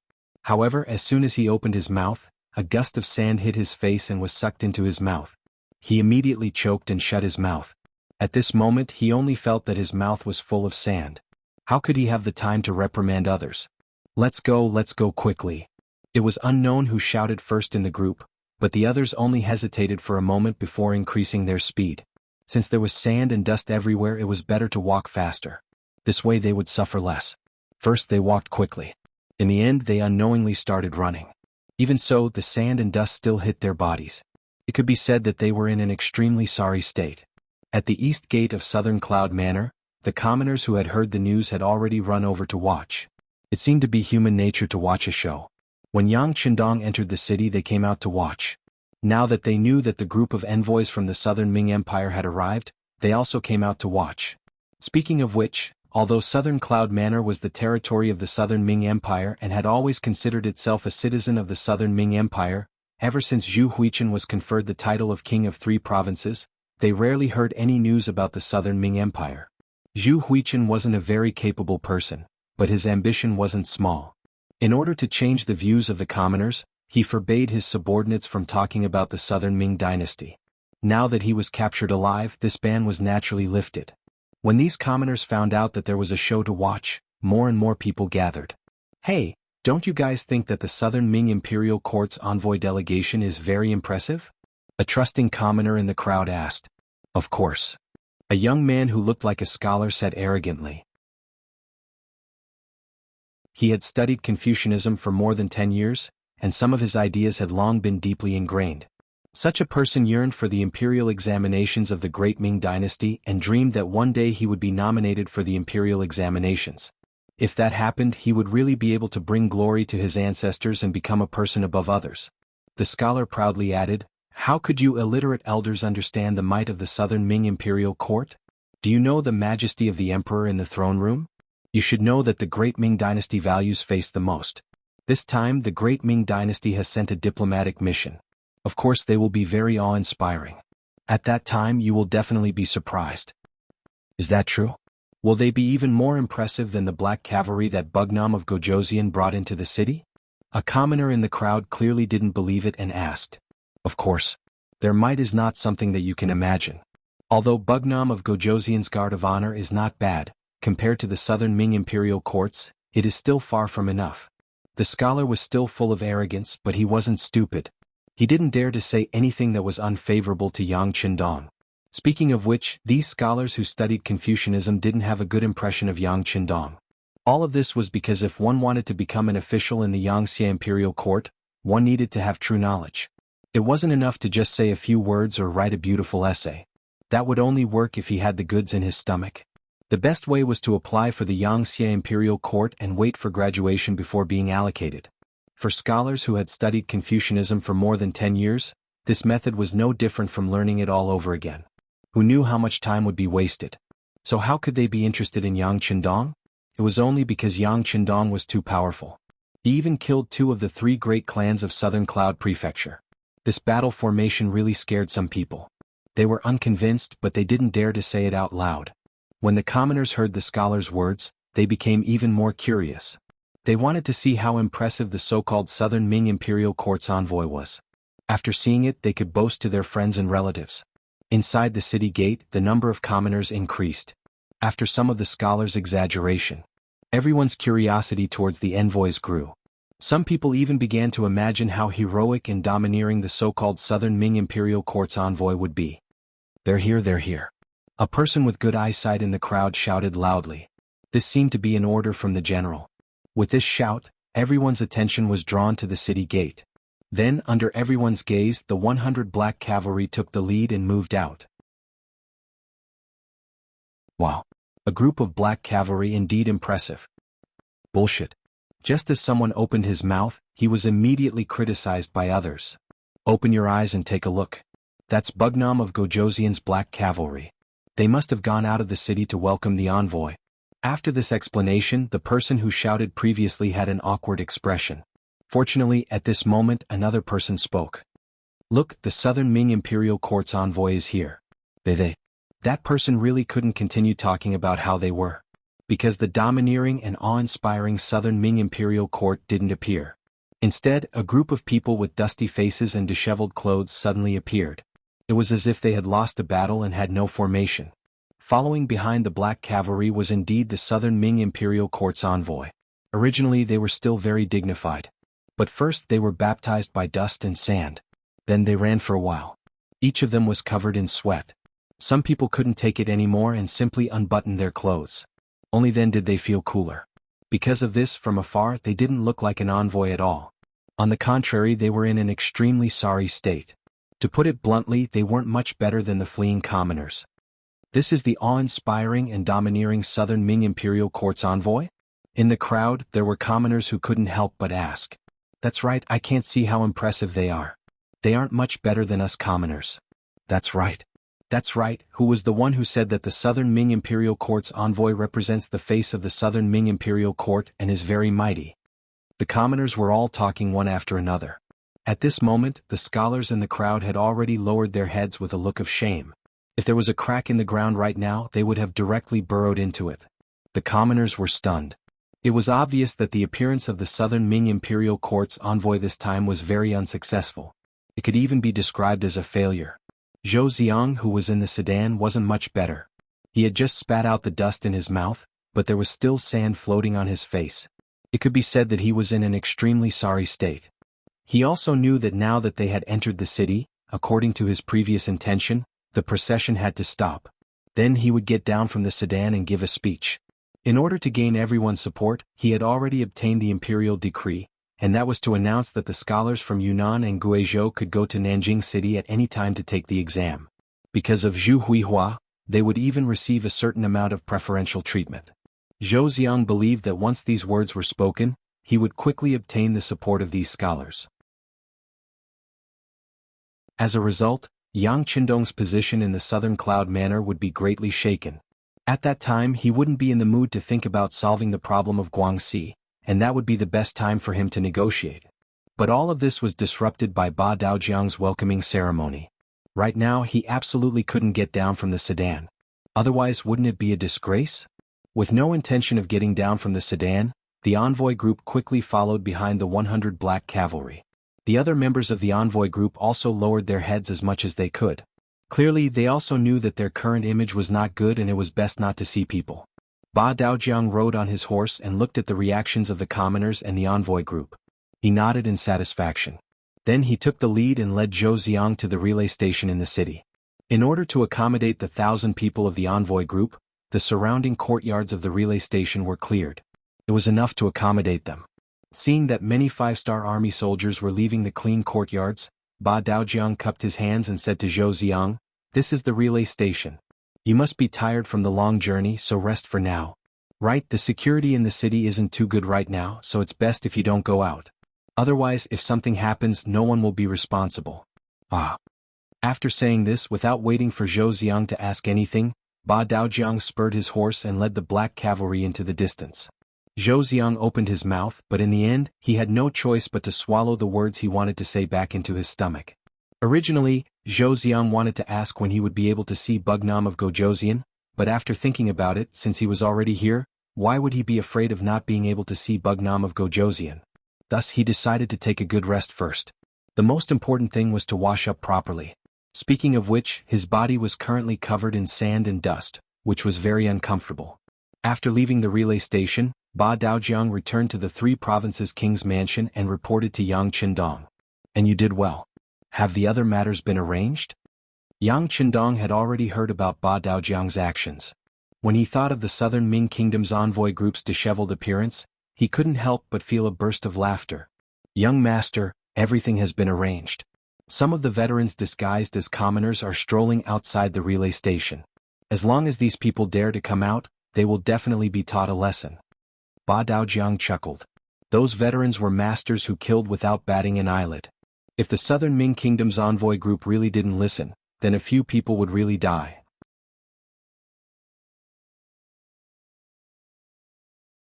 Chapter 1602. As for whether the southern Ming envoys would pursue this matter? What's wrong? I've already told you that the security in the city isn't good and there are many bandits, but you didn't believe me. Who can you blame for this? While Ba Daojiang was still thinking about these matters, Yang Qindong had already opened his mouth. "Let's put the matter of the diplomatic mission aside for now. Inform Commander Tianhu that he can bring his troops into Guangxi. If anyone resists, beat them until they submit. The 2nd Regiment will assist them on this matter. Oh right, before you go, don't forget to bring the royal proclamation written by Zhu Huiyun." Yang Qindong had no intention of negotiating with the southern Ming imperial court. At least, not when it came to Guangxi. This time, he had taken the risk to enter Yunnan Prefecture for the rights to govern the 3 provinces. Now that he had won, the 3 provinces should belong to him. Even the southern Ming Empire couldn't stop him. Besides, why would the king of Shiping attack him? Without the southern Ming Empire's agreement, would he dare to do so? Since the southern Ming Empire wanted to play dirty, he didn't mind showing off his skills and letting them know his strength. This was what they meant by, "I'll reason with you and you'll play dirty with me. Since that's the case, when you want to reason with me, I'll show you my fist." Xiqing Prefecture. As one of the borders between Guangxi and Yunnan. On this day, a large number of 5-star army suddenly appeared outside the city. When the soldiers guarding the city saw this scene, their expressions changed greatly and they went to inform the prefect, Wang Bang. Wang Bang was a grand scholar, but his ranking wasn't high. Later, it was because his family donated money and the southern Ming Empire was in need of people that he was able to get this job. Before this he was just a small official. This time, it was because of his relationship with Zhou Xiang that he was able to get such a good job as the prefect. As soon as he ascended to the position, Wang Bang's greedy and perverted side was revealed. First, after entering the city, he invited all the nobles and villagers to a meal and obtained many benefits. Following that, all the young ladies in the city had married 3 concubines in a short span of a few days. It could be said that he was radiating a second spring in his life. When the servants came to report the news, he was in his own bedroom teasing third madam. The shout from outside almost made him impotent. In his anger he couldn't help but curse. "Who is it? Don't you know that this official is doing something important? Why bother me? Sir, something bad has happened. There are a lot of 5-star army outside the city. It seems like they are going to attack the city." The messenger shouted anxiously. 5. What?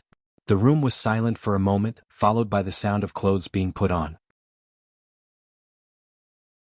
Wang Bang quickly put on his official uniform and walked out. He stared at the informant and said, "Say that again." "Sir, there are many cavalrymen from the 5-star army outside the city. It seems that if we don't open the gate they will attack. What is this Bugnam of Gojoseon trying to do? Is he openly declaring war on the southern Ming dynasty? Has he ever considered the consequences?" Wang Bang yelled in an attempt to intimidate others. However, he felt that there were no outsiders here and shouting like this would not have any effect. Thus he stopped talking and walked out. "Let's go and take a look. This official wants to see who has the guts to do this." Wang Bang was really angry. At this moment, his anger was overflowing. He wanted to have a good talk with the 5-star army. The reason why he had such an attitude was because he was not afraid of the 5-star army. Speaking of which, when Wang Bang was working in the Nanjing government, he had heard a bit about the 5-star army. However, because Zhu Qizhen intentionally downplayed the 5-star army's influence on the southern Ming dynasty, unless it was a high official, ordinary officials and commoners didn't think that the 5-star army was that powerful. Especially in these years, the 5-star army had been supplying large amounts of food to the southern Ming dynasty at a very low price. This caused people to interpret it as the 5-star army being afraid of the southern Ming dynasty, which was why they were doing this. This made many people feel good about themselves. Wang Bang was one of them. He always felt that he was a member of the southern Ming dynasty and the 5-star army was just Bugnam of Gojoseon's army. No matter how powerful this person was, he still had to look up to the southern Ming emperor. Since that was the case, what was there to be afraid of? It was with this thought in mind that Wang Bang personally went up the city gate tower to face the 1st Cavalry Army and the 2nd Division of the Lungfeng Army. Wang Bang climbed to the top of the city gate tower and looked up. He could see the scene of the 5-star army forming up outside the city. When he saw that the other party was about to force their way into the city without opening the city gate, the big-hearted magistrate Wang directly stretched out his right hand and pointed with his right index finger while shouting, "Are you the 5-star army? Don't you know that Xi City belongs to the southern Ming dynasty? What do you want to do? Do you want to offend your superiors?" Tian Hu and Division Commander Xiao Feng were chatting at the bottom of the city gate. It was just a small Xi City prefecture. They didn't care about it at all. In their opinion, as long as the people guarding the city weren't stupid, the most they should do was open the gate and surrender when they saw them.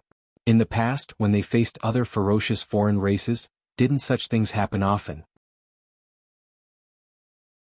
No matter who you were, when you were faced with tyrannical strength, the only thing you had to do was to lower your head. Only then would you be able to continue living. It was precisely because they were too optimistic that when they saw Wang Bang pointing at them and shouting angrily, Tian Hu, Xiao Feng and the others were stunned. After a while, Tian Hu couldn't help but say, "Who the hell is this? Why does he feel so good? Isn't he afraid that we won't say anything? How dare he provoke us?" In Tian Hu's eyes, anyone who dared to criticize the 1st Cavalry Army in front of him was a serious provocation. There was nothing to say to such a person. There was only one word to say: beat him. Beat him until he submitted. That's right, what a big idiot. Xiao Feng, who was at the side, also agreed. He hadn't met such a weirdo in a long time. Then it's settled. I just hope that he won't be too arrogant. Tian Hu chuckled and waved his hand. His guard captain, Hu Helu, responded and rode down the city gate. Although they had already decided to teach Wang Bang a lesson, they still had to go through the necessary process. When Hu and Lu Wei arrived at the city gate, they picked up a scroll that looked like an imperial edict. Opening it up and reading it out loud, "The kings of the 3 provinces have given their orders. Today the 5-star army will be taking over Guangxi. All the officials in Guangxi are to cooperate fully if they see this king. As Hu Helu read, he looked up at the city gate as if he was looking at an idiot. He wanted to see what kind of reaction this southern Ming official would have after hearing this. When he raised his head, he couldn't help but be shocked. Almost instinctively, he hurriedly moved to the right. Just as he finished his movement, an arrow flew past where he was standing and stabbed into the ground. Hu Helu was less than 20 steps away from the city gate tower. At this distance, as long as one had the strength, they would be able to shoot an arrow and threaten others. Fortunately, Wang Bang wasn't familiar with bows and arrows. Otherwise, if it was another archer, it wouldn't have been so easy to dodge. What bullshit, king of 3 provinces. This is southern Ming's Guangxi, not someone's Guangxi. You all should quickly retreat.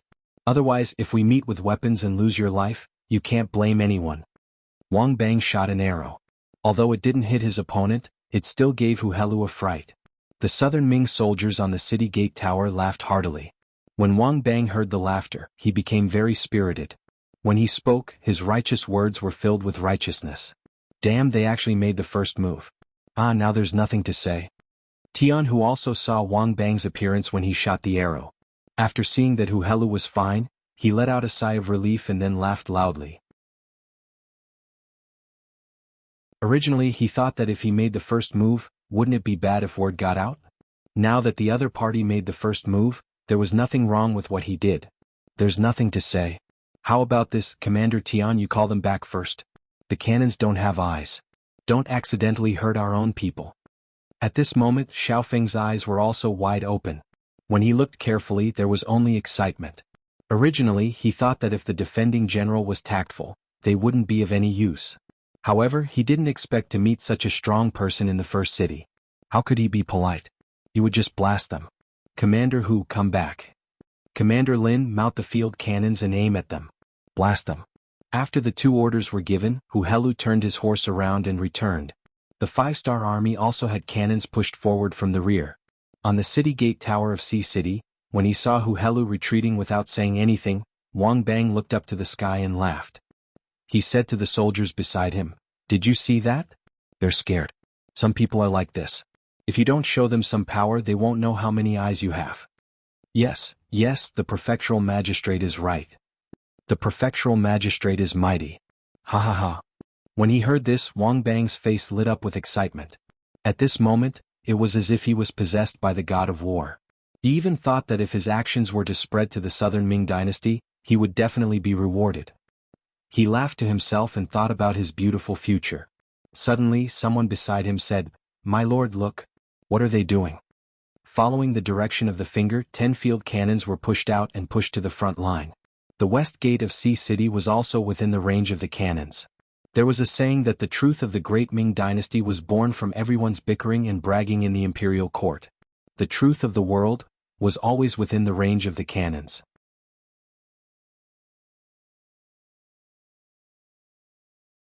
Chapter 1603. This time, the Lung Feng army was going to teach these arrogant southern Ming officials a lesson. They were going to tell them that their arrogance had long been trampled under their feet. To deal with them, they only needed to fire the cannons and everything would be over. Fire. When the 10 field cannons were ready, Artillery Battalion Commander Lin Luan gave a shout and the 10 cannons roared in unison.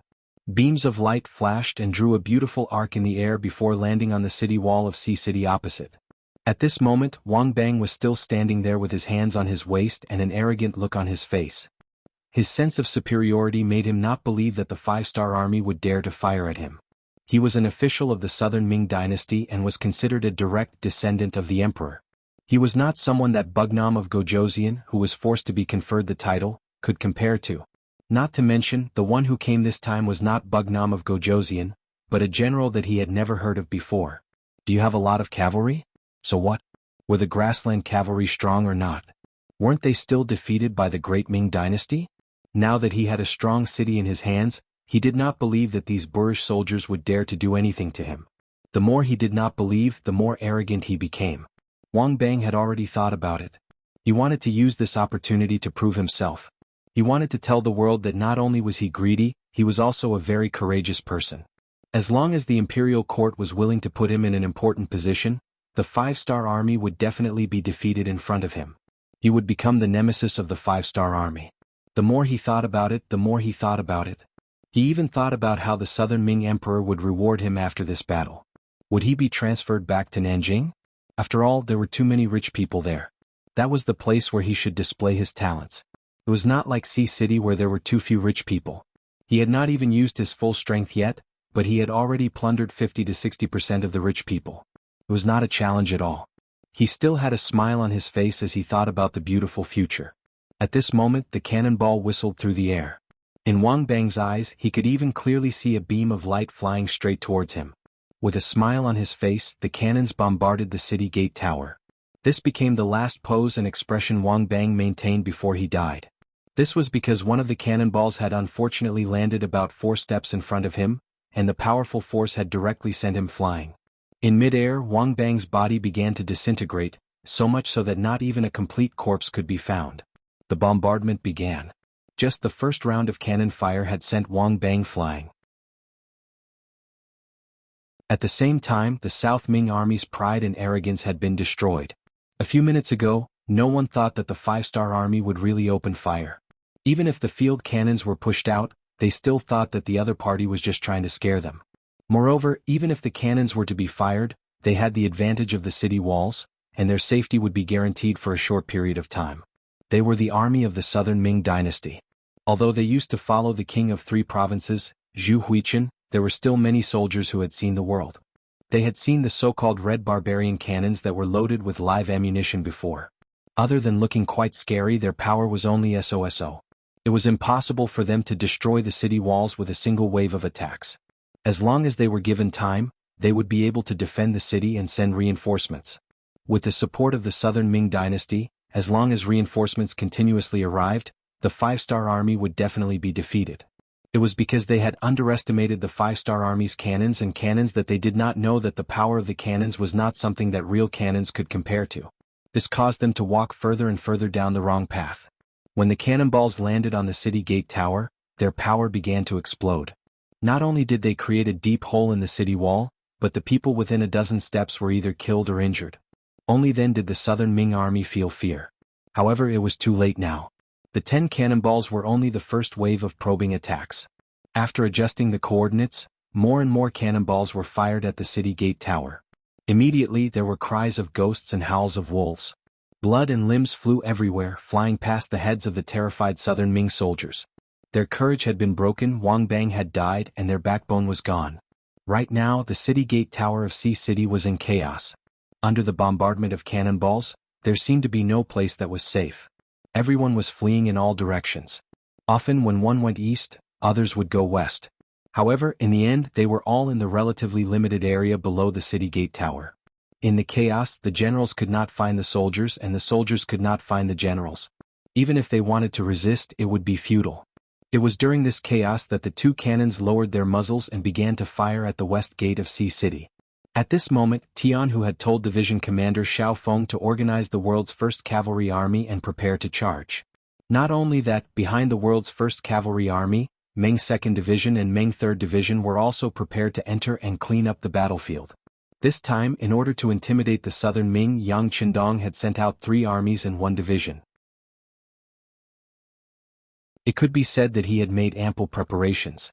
With such a powerful military advantage, even if the southern Ming really wanted to shed all pretense of cordiality, he would not be afraid of them sending an army. Under the ferocious bombardment of the field cannons, the city gate was blasted open in just a few hits. Then, the cavalry of the world's number 1 cavalry army charged forward and rushed into the city through the blasted open city gate. They did not expect the 5-star army to attack so decisively and enter the city so quickly. The southern Ming soldiers inside the city were not prepared at all. Only a few soldiers guarding the city gate resisted. However, in front of the world's first cavalry army, their actions were like small boats in front of a tsunami. After the first wave passed, they did not have the ability to make any waves. Sea City was broken. From the beginning of the attack to entering the city, not even an hour had passed. The so-called strong city was broken just like that. After the news spread out, the faces of everyone who heard it greatly changed, especially the officials and generals of Guangxi. Their faces were unsightly. They were thinking, if the main force of the 5-star army came, what should they do? The conquest of Guangxi was still ongoing. It was not something that could be solved in a few days. After handing the matter to Tian Hu and Xiao Feng, Yang Qindong did not take care of it anymore. Instead, he began to deal with the matters of Yunnan and Guizhou. Previously, he had given the authority of the two places to Yao Yingjun, and the other party had gladly accepted it. Moreover, he quickly arranged for people to bring Zhu Lian, who was also the Eternal Victory Princess. After being completely integrated into Yangxia, this title naturally became history and would not appear again, to the Southern Cloud Manor. He was using another method to show his loyalty to Yang Hodong. See, I even brought my family over. There is nothing to worry about.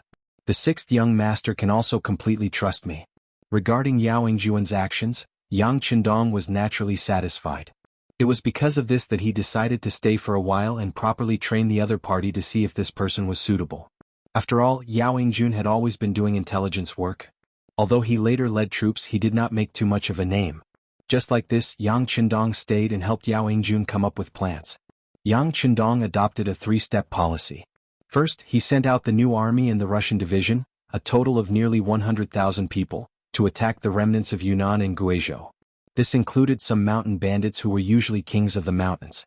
If a place wanted to develop, the problem of public security must be solved first. If one's personal safety was not guaranteed, how could one attract others? Regarding this matter, Yang Qindong also gave instructions to Commander Su He and Division Commander A Huli before they left. This time, the opponents were mostly Han people, so they should not be killed unless the leaders were severely punished for their crimes. The others could be spared and promised to be given good land. When they returned to their ancestral homes, they could wait for their land to be distributed. As long as the people had an environment to rely on, not many people would really rebel.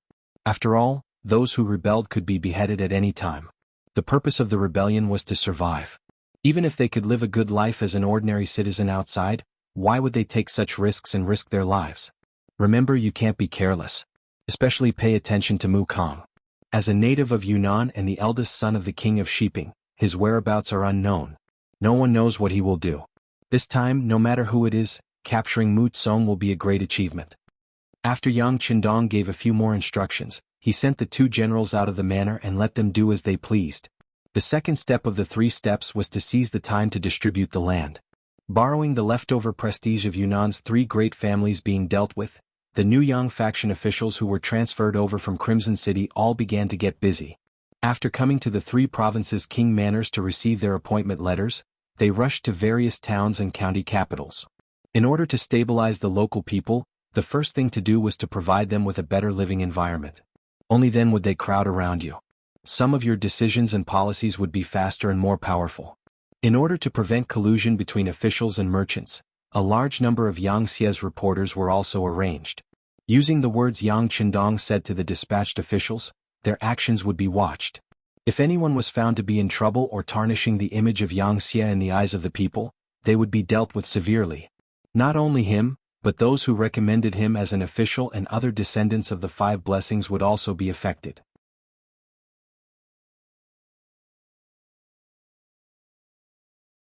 Chapter 1604. In other words, if you were a piece of rat poop, you would spoil the entire pot of soup. A person could be hot-headed and not care about their own fate for their own selfish desires. However, it was impossible for a person to not care about the feelings of their loved ones. To be an official in Yangxia, the most basic requirement was that one's family background must be clean and they must have enough relatives. For example, if an orphan suddenly appeared out of nowhere, it would not be a problem for you to join the army. However, if you wanted to be an official, it would be impossible. This was a hard and fast rule that Yang Qindong had requested. Being an official for 1,000 miles was only for money. This was a rule that had been passed down for thousands of years by the ancestors. There must be a reason for it. Yang Qindong did not want to test people and he did not have the time to do so. Because of this, it was better to take advantage of these people's weaknesses. As long as all the officials had scruples before doing anything, they would not dare to take risks easily. This would greatly reduce the crime rate of the officials. Because of the implementation of this set of policies, the integrity of the officials in the Yang faction had never been a problem. Perhaps there were some mediocre officials who did not do anything, but there was no one who was greedy. This was the result of Yang Qindong making use of family and friendship to make an issue out of it. Speaking of which, the officials who were appointed were all very careful. Not to mention that if they really extended their greedy hands, it would bring bad effects to their loved ones. They might even destroy many people because of their own selfish thoughts. Just speaking of which, as Yangxia continued to grow stronger, their future would also be incomparably bright. At this time, who would be stupid enough to take the initiative to destroy their own future? As for not being discovered when they did something bad? With the existence of Yangtze reporters, if they did something bad, it would immediately be exposed. This was fully proven in other Yangtze provinces. Who knew how many officials who were sent out had fallen into the hands of these reporters? With the example of those seniors, they did not dare to take the slightest bit of risk. As for bribing those Yangtze reporters, forget about it. Those people were not in the same department as them. They were directly in charge of Bugnam of Gojoseon and Yang Qindong. As long as they performed well, they could even become officials in the future. With such a bright future, who would bow their heads for some money? In addition, the Yangtze reporters had a rotation system and a patrolling system. Most of the time, the local officials could not figure out the true identity of the Yangtze reporters in their territory. So how could they bribe them? When you finally managed to bribe one, but that person was transferred away and replaced with a new person, plus the existence of the patrolling reporters, this possibility became infinitely small, and no one dared to try again. The officials did not dare to be greedy. Instead, they wholeheartedly wanted to be good officials. They wanted to achieve political achievements and make decisions for the people. The ones who benefited were naturally the ordinary people, but it also made the rich and powerful suffer. When they raised a large amount of money and fought to befriend the new Yangtze officials, they found that the other party was unexpectedly stubborn. This time they did not know what to do. Since they could not send money, they had to follow the rules. If they did not give up their rights and interests, they would be punished. As a result, the rich and powerful could only bow their heads and admit defeat, or raise their swords and rebel. But to rely on those rich and powerful people to rebel? Forget it, they were the group of people who were most afraid of death. Perhaps they would dare to bully a good citizen, but to go against the government was still extremely powerful. Especially against the five-star army that killed without blinking an eye, they did not have the guts to do so. Once the public security was stabilized, the interests of the people were protected, and there was a way out for their livelihood. The third step was to move. That was mass migration. The first to move were those rich and powerful people. As long as these people left their ancestral homes and nests, their influence would be reduced to the lowest, and they would not be a threat to the government. At the very least, the ordinary people could choose to move out, and they would be the representatives of the Han people in various places. As a result, not only would the Chinese language and culture be spread better, it would also be very beneficial to the people who were willing to move out. For example, if they chose to move out, they would receive more land, more than double the amount of land they would get if they stayed. Just by leaving their homeland, they could receive so many benefits, and it was inevitable that some people would be tempted. When a large number of people were moved out and scattered to the other Yangtze provinces, the nobility of the Han people would gradually be reflected. Think about it, if a place was filled with Han people, how could it show the rise of their status in the world? Only when there were different kinds of ethnic groups would the Han people be able to stand high above the masses. That would be the only way to prove everything. Moving out a portion of the people would also reduce the pressure on Yunnan and Guizhou. With a smaller population, the amount of land they would receive would be more. When the people had money and food, they would have more children, and the new Han people would spread to the other Yangtze provinces. This was like a virtuous cycle, and in the end, the Han people would spread all over the world and become the rulers of any place. Even if there was a day when the descendants of Yangtze did not live up to expectations, the country would still fall into the hands of the Han people. This was enough to make Yang Qindong feel gratified and satisfied. After the three-step policy was formulated, Yao Yingjun led a group of officials and began to get busy. Yang Qindong also did his best to help from the side. For example, with him here, the Yangtze provinces opened their doors to welcome the Han people, and prepared houses, fields, and necessities in advance. If Yao Yingjun were to do these things, who knew how much time it would take to coordinate?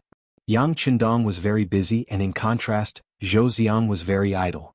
Ever since he came to Yunnan Manor, he first ate a face full of dust before entering the city.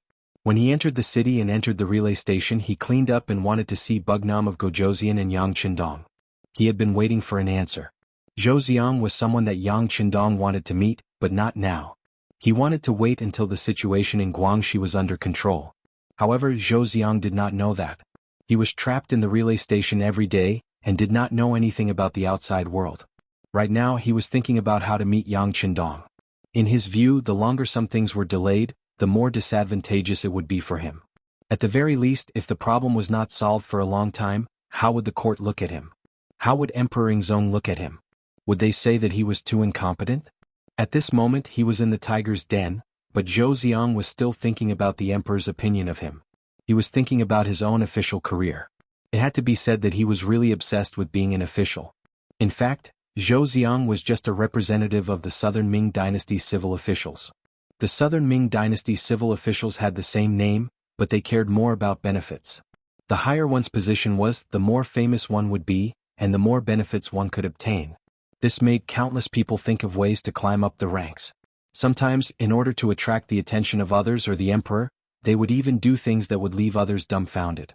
They did not hesitate to impeach each other. In short, the court was often a mess.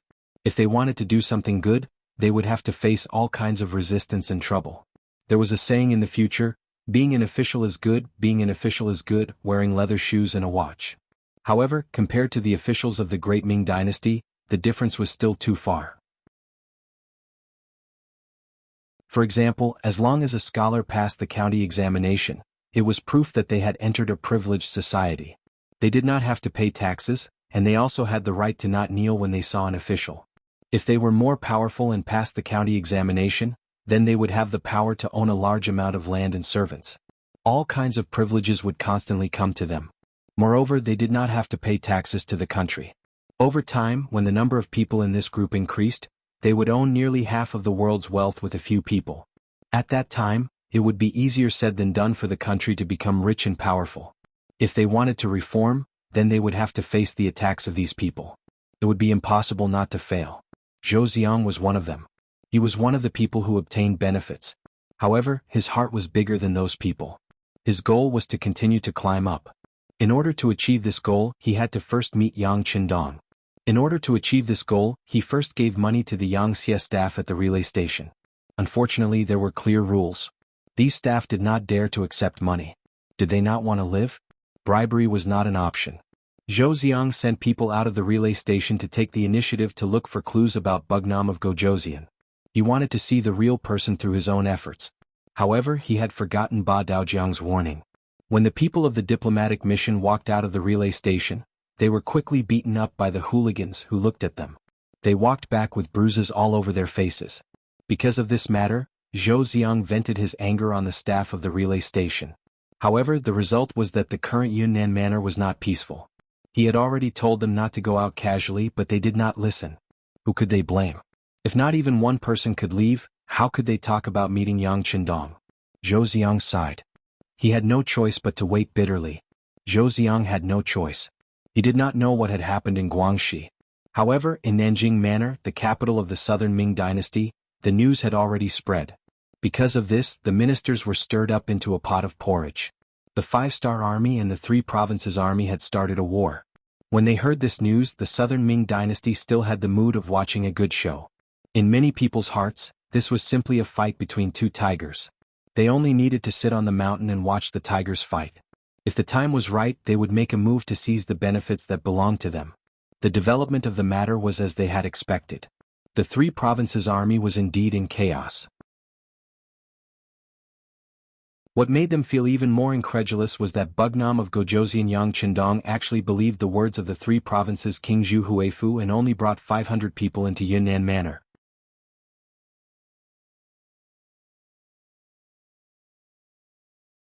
Chapter 1605. When they received this news, all of the officials in the Southern Ming Dynasty sucked in a breath of cold air. While they sighed at Yang Qindong's courage, they also cursed at his stupidity. If it was just a meeting, the hundreds of thousands of soldiers would have chosen to lower their heads. Then, the world would have been at peace and there would not have been so many wars. After accepting and digesting this news, some officials suggested that they use this opportunity to take down Guangxi. This was because no matter who won or lost, Guangxi would be marginalized due to its geography. This was the best opportunity for the Southern Ming Dynasty to make a move. Naturally, Zhu Qizhen also agreed to this. As such, he sent out Zhou Xiang. Sure enough, things went very smoothly. After convincing Bai Kuan, Guangxi once again belonged to the Southern Ming Dynasty. Following this, it was time to snatch the fruits. A large number of officials with backgrounds and backing were sent to Guangxi, and the Southern Ming Dynasty began to control this region. At the same time, in order to kill Yang Qindong, they also sent a letter to Wang Mubin of Shiping, telling him to find an opportunity to make a move. In short, they wanted to kill Yang Qindong. According to the predictions of the Southern Ming Dynasty's officials, Bugnam of Gojoseon was too gullible. This time he would definitely suffer a big setback and might even be killed. If this was the case, then the Wuxia dynasty would definitely fall into chaos, and the Southern Ming dynasty would take this opportunity to snatch more benefits. There were even some officials who directly cried in the imperial court, praising their ancestors for their blessings. Once Bugnam of Gojoseon died, the Wuxia dynasty would fall into chaos, and the Great Ming dynasty would rise. Once they expanded their strength, they would be able to take down Baiming one day and unify the world. There were even officials who suggested that they should immediately contact the generals of the Wuxia dynasty outside. The Southern Ming dynasty could recognize their identities and recognize them as the rulers of their regions. The only condition was to help them take down Baiming. This way, the Great Ming dynasty would be able to develop as they wished, and the Southern Ming dynasty would not interfere. Zhu Qizhen was clearly interested in the latter suggestion. He asked the ministers to analyze the possibility of success and list out the names of these people for future research. Just as the Southern Ming dynasty was busy, new news came. Bugnam of Gojoseon had won a great victory. Not only did he capture the king of 3 provinces, Zhu Huituan, alive, he even captured the king of Shiping, Mu Bin, who wanted to fish in troubled waters. This was like a bolt from the blue that struck the Southern Ming dynasty's imperial court, making everyone unable to believe that all this was true. Didn't the news say that Bugnam of Gojoseon only brought 500 people into Southern Cloud Prefecture? In the Southern Cloud Manor, Zhu Huihua had an army of tens of thousands. How could he lose against 500 people in his own territory? Unable to digest this result, Zhu Qizhen questioned loudly in the imperial court, "Could it be that Yang Qindong is immortal? You still can't kill him?" In the face of the emperor's anger and questioning, the officials all bowed their heads. No one could answer, no one could explain, because this was something they couldn't figure out in their hearts. Fortunately, someone in the imperial court immediately opened his mouth and raised another question. Once Bugnam of Gojoseon dealt with Zhu Huihua and Mu Bin, wouldn't that be equivalent to settling Yunnan and Guizhou? Wouldn't that mean that he was going to fight for Guangxi next? After all, Yang Qindong was willing to take the risk to enter Southern Cloud Prefecture because of the peace of the 3 provinces. At that time, the Baiming imperial court knew about this matter, but it didn't happen. This could also be regarded as tacit consent. Now that the other party had the upper hand, he naturally had the right to take everything that he should have. After the new question was thrown out, Zhu Qizhen, who was sitting on the golden dragon throne, had a big change in his expression. If this was the case, then the situation was too unfavorable for him. The Great Ming Empire was already divided into the north and south, and its strength was no longer the same as before. If they really lost the 3 provinces, how would the Southern Ming Empire survive? More importantly, there would be no barrier between them and the 5-star army in the future. If one day the other party had evil intentions, wouldn't they be able to attack whenever they wanted? Thinking of this, Zhu Qizhen suddenly stood up from the golden dragon throne and shouted, "No, we definitely can't let the 5-star army occupy the 3 provinces and threaten the foundation of our Southern Ming Empire." The emperor's big change scared the officials at first, but then they thought that if such a situation really happened, they wouldn't have good days as officials. At that moment they reacted one by one and hurriedly agreed. Their attitudes were quickly unified. After their thoughts were unified, they began to discuss the next step. This led to the matter of Zhou Xiang going to Southern Cloud Prefecture. After all, he was at the front lines and was very familiar with the situation there. This was already a court meeting a month ago. This time, all the officials gathered in the throne room to talk about the matter at hand. That was, there had already been an urgent report sent from 800 li away. The 5-star army had indeed sent out troops, and they had come from Yunnan to Guangxi in a rather unyielding manner. They had used force to blast open the gates of Sea City, and even the newly appointed magistrate, Wang Bang, had died in battle. When the news came, it was like a large dark cloud hanging over the heads of all the officials, causing their expressions to become quite unsightly. After receiving the news last night, Zhu Qizhen practically didn't sleep for the entire night. At this moment, his spirit seemed to be somewhat dispirited. Sitting on the golden dragon throne, his eyes were somewhat red as he asked below, "Sea City has been lost. This matter should already be known by all my beloved officials. Next, let's talk about the countermeasures." After saying this, Zhu Qizhen leaned his body against the golden dragon throne, looking very haggard. As an emperor, Zhu Qizhen's luck wasn't too good. When he first became the emperor, the great Ming dynasty had just experienced the golden age of Ren Xuanji's rule. Whether it was in terms of military or economic strength, the great Ming dynasty was strong. At that time, as the emperor, when he spoke, hundreds of officials would agree. How awe-inspiring was that? But all of this was blown away by the wind with the changes in the Tumu fortress. A great defeat in military history dealt a heavy blow to the great Ming dynasty's foundation. This young emperor had no choice but to move from the northern capital to the southern capital and establish himself as the emperor of the southern Ming dynasty. Even so, Zhu Qizhan still didn't admit defeat. He still wanted to work hard and one day fight back, unify the great Ming dynasty and return to glory. At that time he was very grateful to Yang Qindong. If not for this person, he would have become Yeshan's captive in the Tumu fortress. He might even have lost his life. So at that time he really treated this descendant of the Yang clan as an important official. But who would have thought that Yang Qindong was more than just an ordinary person? After leaving him, he first returned to Baiming and helped Dai Zong, Zhu Qiu, fight a beautiful battle to defend the capital and expel Yeshen. After that, he came down south at Zhu Qizhan's request. After that, he established his own faction. Now, it had developed into a faction that wasn't inferior to the southern Ming dynasty. In Zhu Qizhan's eyes, Yang Qindong's Yang Xie was only a faction that wasn't inferior to the southern Ming dynasty. It wasn't that he didn't want to look at all of this, but that the officials below him didn't tell him the truth. Or perhaps, those officials didn't know what the Far East was? What was the Ras Duchy? In their eyes, a Mongol tribe like Yeshen was already an incredible existence. As the saying goes, the ignorant are fearless. If one didn't understand deeply enough, they wouldn't be able to understand the strength of their opponent.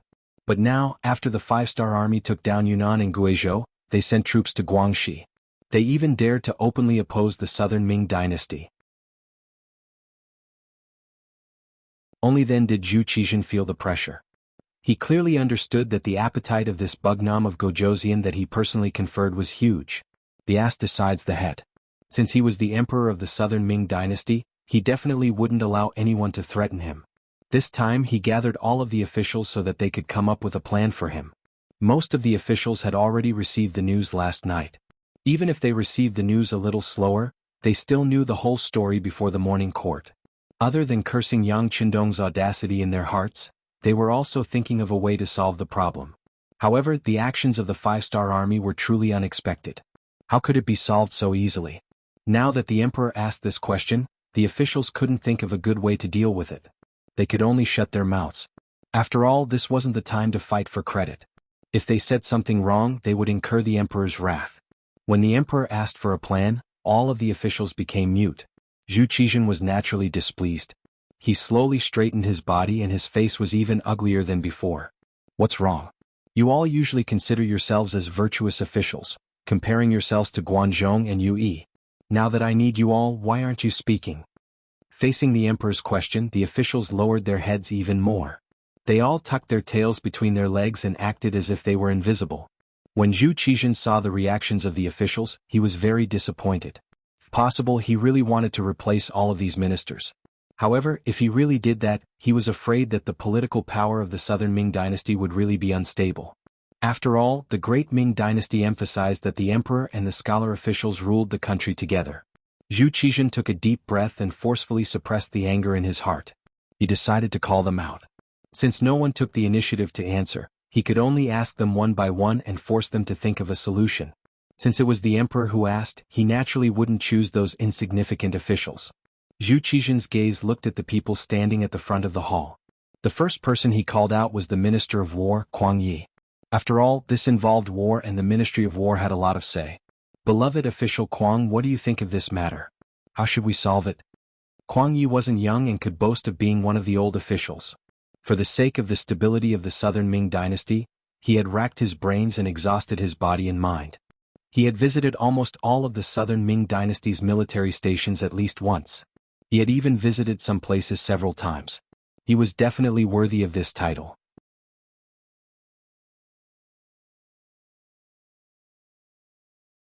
Chapter 1606.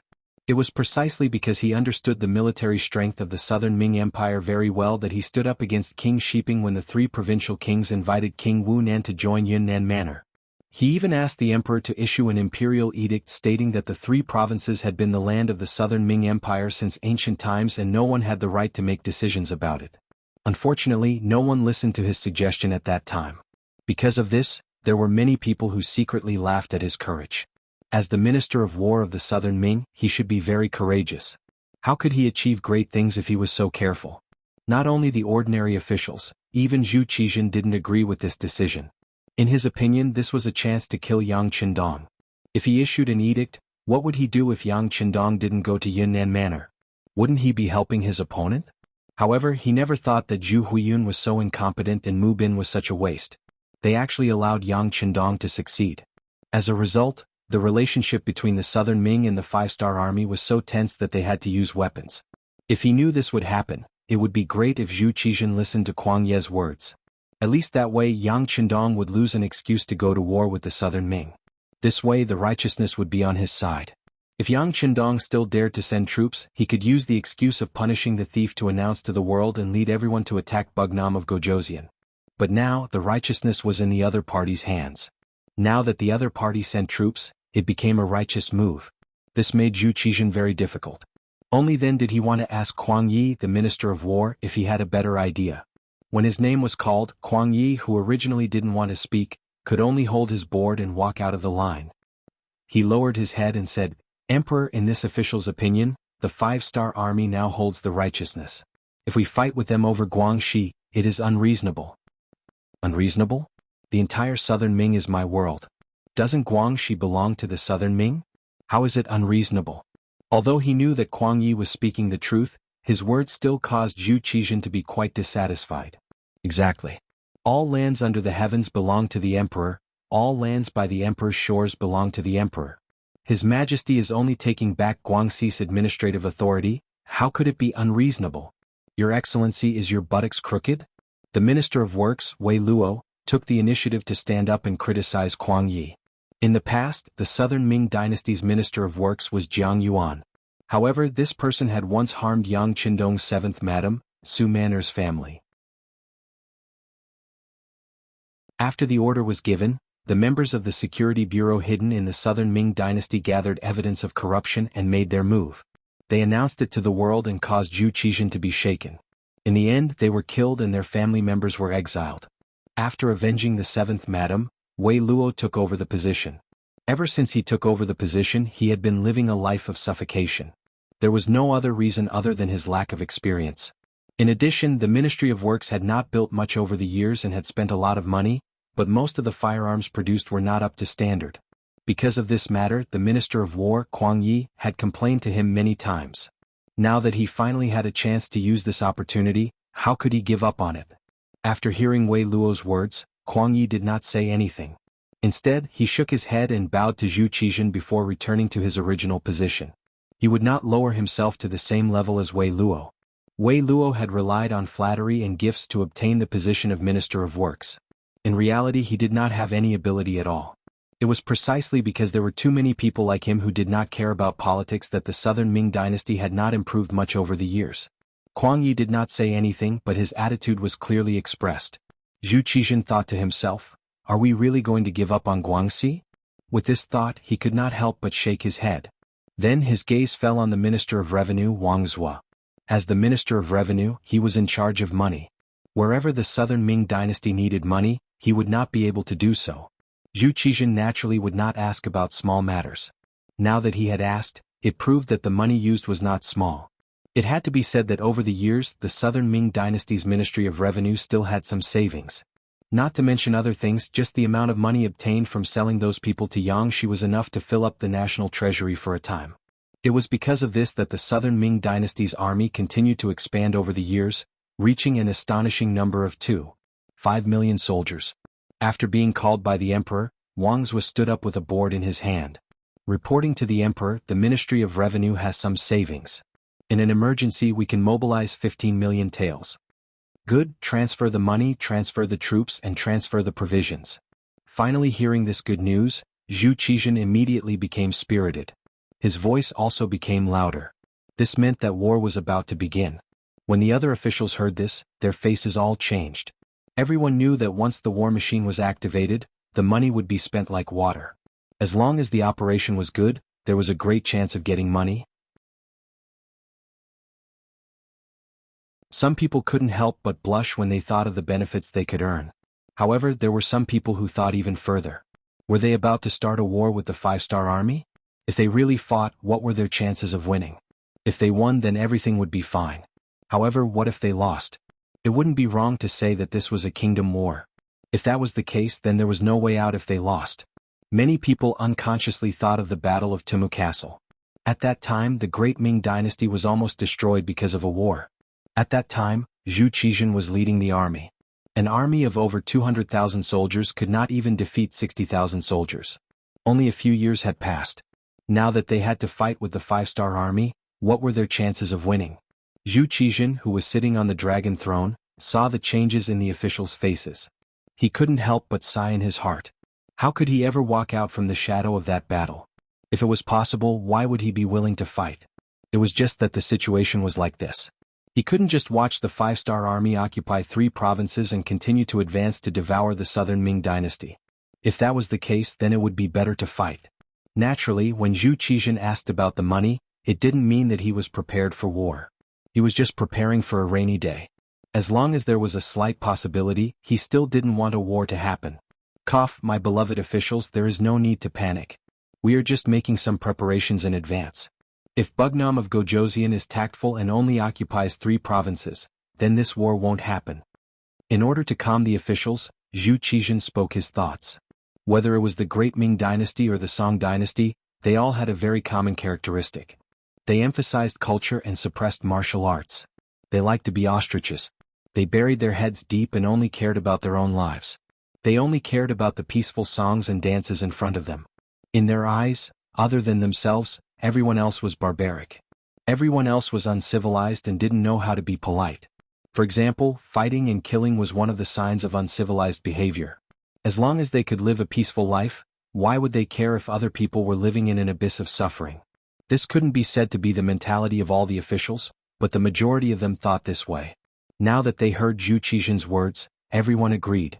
I believe that Bugnam of Gojoseon is also a reasonable person.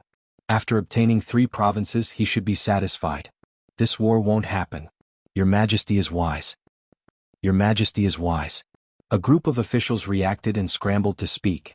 In the imperial court, it was as if the emperor and his officials were of one mind.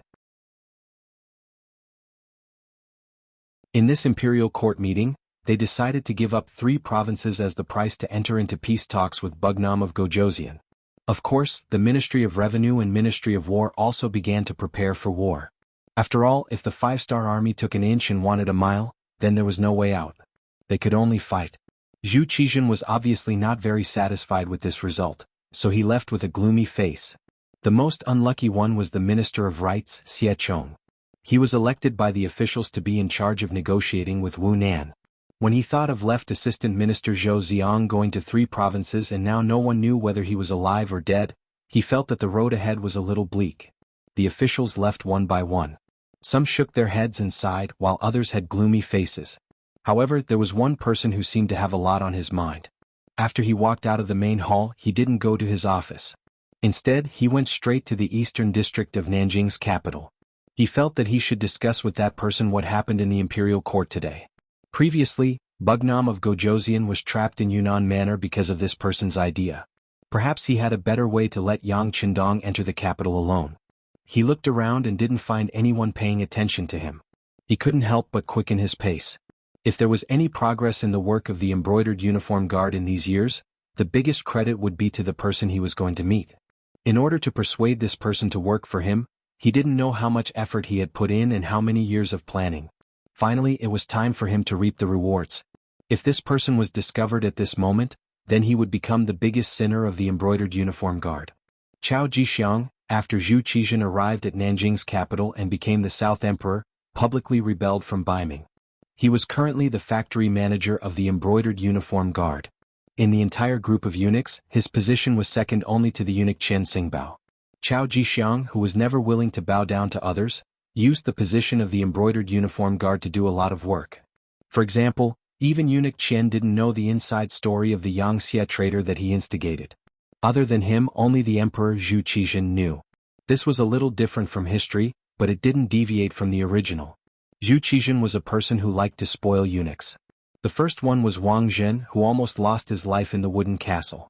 Now that he was the South Ming emperor, he quickly increased his trust in the group of eunuchs. It was because of this that Chao Jixiang continued to work hard.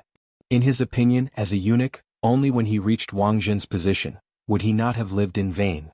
When he left the palace, he had already changed his clothes.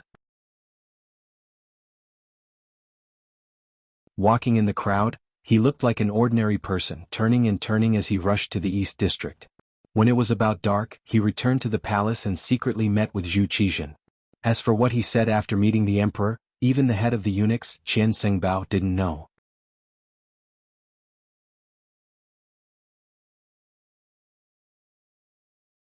Chapter 1607. The next morning, the Southern Ming Empire's Minister of Rites, Xie Chong, and his entourage left the capital. Outside the southern gate, many court officials came to see them off. With the anticipation of the crowd, Xie Chong stopped in front of the city gate for about an hour before reorganizing his troops and setting off. When the entourage was far away from the capital, Minister Xie let out a long sigh and muttered to himself, "You all don't want to fight with the five-star army, but do you think this old man wants to?" However, the Southern Ming Empire's previous actions have already incurred the wrath of Bugnam of Gojoseon. How could it be so easy to make them stop fighting at this point? After saying this, Xie Chong sighed again and slowly closed his eyes. No matter what the road ahead was, since the emperor had named him and he held the position of Minister of Rites, he had to make this trip. As for whether or not he could complete the emperor's orders, he didn't have much confidence. Just as Xie Chong and his entourage were heading towards Guangxi, the five-star army led by the world's first cavalry army and the 2nd Cold Front Division had already attacked the city. After taking down Xi City, they separately attacked Qingyuan Prefecture and Liuzhou Prefecture, all the way to Jinan Prefecture in front of Guangxi. This place would become the final barrier in front of Nanning Prefecture. Once this place was taken, Nanning Prefecture would be in front of them. At that time, the ownership of Guangxi would be decided. In Nanning Prefecture, the newly appointed Guangxi Administrative Minister, Bai Kuan, was like an ant on a hot pan, pacing back and forth in the main hall. From time to time he would stop and look outside, waiting for the latest instructions from the Southern Ming Empire. Unfortunately, each time he looked, he was met with disappointment. Even now, the Southern Ming Empire still hadn't given him an explanation. This made Bai Kuan not know what to do. Defend Nanning Prefecture? To tell the truth, he didn't have much confidence. News had already come from the front lines that the five-star army's cannons were very powerful. Fortified cities were like paper in front of them. Even if they wanted to defend, they wouldn't be able to. But should he retreat? The position of Nanning was extremely important. Without an imperial order, if he dared to retreat, the consequences that awaited him would be even more severe than dying on the battlefield. He was stuck between a rock and a hard place every day. Sometimes he would even reflect on whether surrendering to the Southern Ming Empire was the right choice. If he had known earlier, he would have surrendered to the five-star army. At the very least, he wouldn't be in such a difficult situation now. Reporting. Bai Kuan, who was sighing in his residence, suddenly heard a sound behind him. He reflexively turned around and saw the messenger entering the residence. His face immediately lit up and he asked anxiously, "Is there a decree from the Southern Ming Dynasty?" Reporting to General, that's not the case. It's news from the Suppressing Peace Prefecture. The Suppressing Peace Prefecture's garrison general has surrendered and the five-star army has already entered the city. The messenger's voice carried a hint of fear. But all messengers preferred to report good news instead of bad news. Most of the time, it was not uncommon for soldiers who reported bad news to be beheaded on the spot. Hearing that the Suppressing Peace Prefecture's garrison general had surrendered, Bai Kuan only felt a wave of dizziness. He had thought that with the strength of the five-star army, the Suppressing Peace Prefecture would not be able to stop them. However, they should at least fight a battle and waste some of their strength and delay some time. However, who would have thought that they would surrender without even fighting? Didn't this mean that there were no more obstacles between them and the five-star army in the Nanning Prefecture? Without any obstacles, this meant that the five-star army's next target would be him. Right now he didn't even know whether to fight or retreat. How could this not give him a headache? Seeing that Bai Kuan didn't have any other orders, the messenger hurriedly left, leaving the general standing alone in the main hall. No one knew what he was thinking. Suppressing Peace Prefecture. Having taken down this city without shedding a drop of blood, Tianhu, Xiaofeng, and the others were in a good mood. Although they had been through hundreds of battles, They had absolute confidence in taking down Guangxi. However, this time, Yang Qindong's mission was to take down the city without destroying its original appearance as much as possible. This was somewhat of a test. The Great Ming Dynasty could not be compared to other places. Although some small countries or regions had some cities, the city walls were not very tall. Some of them were even just symbolic. Attacking that place would only require a cannon blast or even a cavalry charge, and it would be easy to take it down. Because of this, the difficulty of the mission increased. However, the good thing was that the Guangxi Southern Ming army did not have a strong will to resist. Along the way they did not encounter any large resistance. Often when the cannon blasted, the city would quickly change hands. Now that they had reached the suppressing peace prefecture, they had directly surrendered. This gave Tian Hu, Xiao Feng, and the others more confidence in completing the mission. The two of them also discussed and decided to rest in the suppressing peace prefecture for a day. The day after tomorrow they would set off for Nanning Prefecture. There might be a big battle there. Nanjing capital. The streets were surging with people, and all kinds of shouts could be heard on both sides of the street. It was very lively. It was not an exaggeration to say that it was a prosperous time. They were not affected by the war in Guangxi at all. It was as if they were people from two different worlds. This was naturally affected by the lack of information, but at the same time, it was also because the imperial court had deliberately suppressed the relevant information. After all, once the people's thoughts were in chaos, it would only cause more headaches for the imperial court. In a restaurant called Wuxia Restaurant, the waiter was walking quickly. From time to time he would shout out, such as what the guests at a certain table had ordered, or how much silver had been rewarded by a certain guest's luxurious mansion. To be able to open a restaurant that could accommodate hundreds of tables in the bustling city of Jingdu, it proved that the owner was not ordinary. In fact, the owner's strength was indeed not ordinary. His surname was Yang and his name was Wuda. Yang Bugnam of Gojoseon, Yang Qindong's fourth brother, and the current representative of Yang Xie's business in southern Ming. Regardless of which identity he had, it was enough to shock people, and they could not help but look up to him. Over the years, after following his sixth brother out of Baiming's capital, Yang had settled down in southern Ming. At first he only developed in Fujian, but after entering Jingdu he could not stop and stopped there.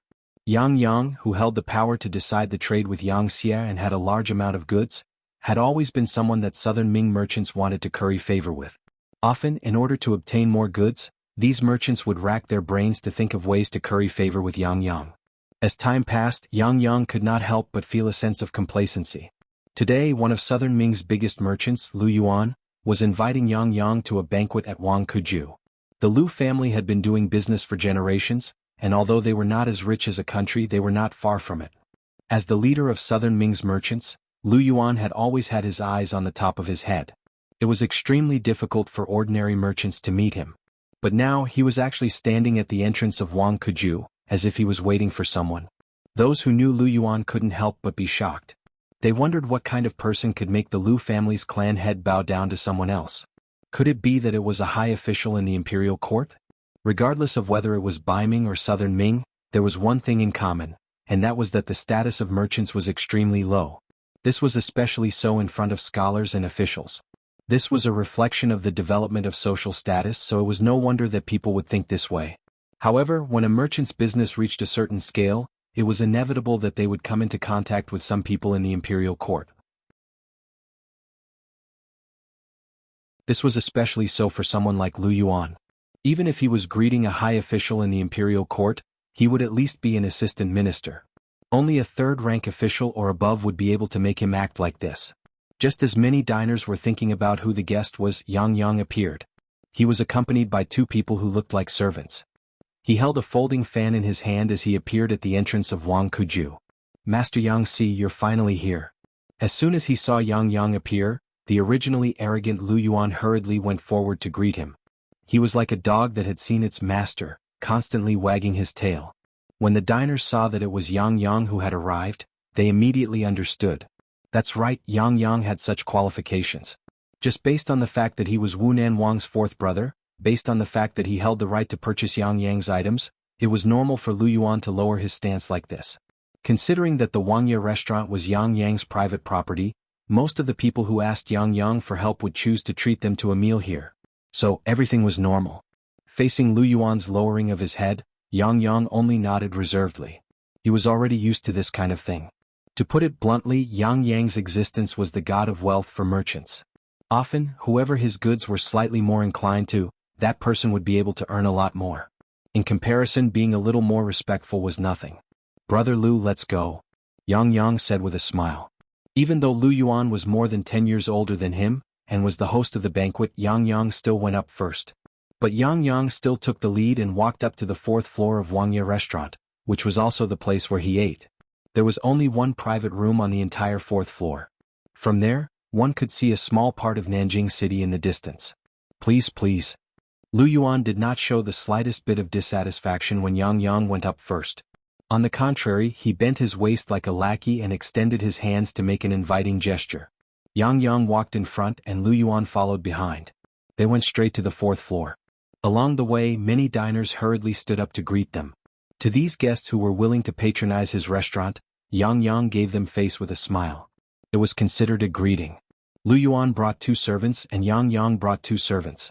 The group of 6 was about to pass through the main hall and turn the corner on the 1st floor. Seeing that they had already reached the stairs and were about to go up to the 2nd floor, a few people happened to come down. They were not tall and were even a little short. The group of 5 lowered their heads and went straight down.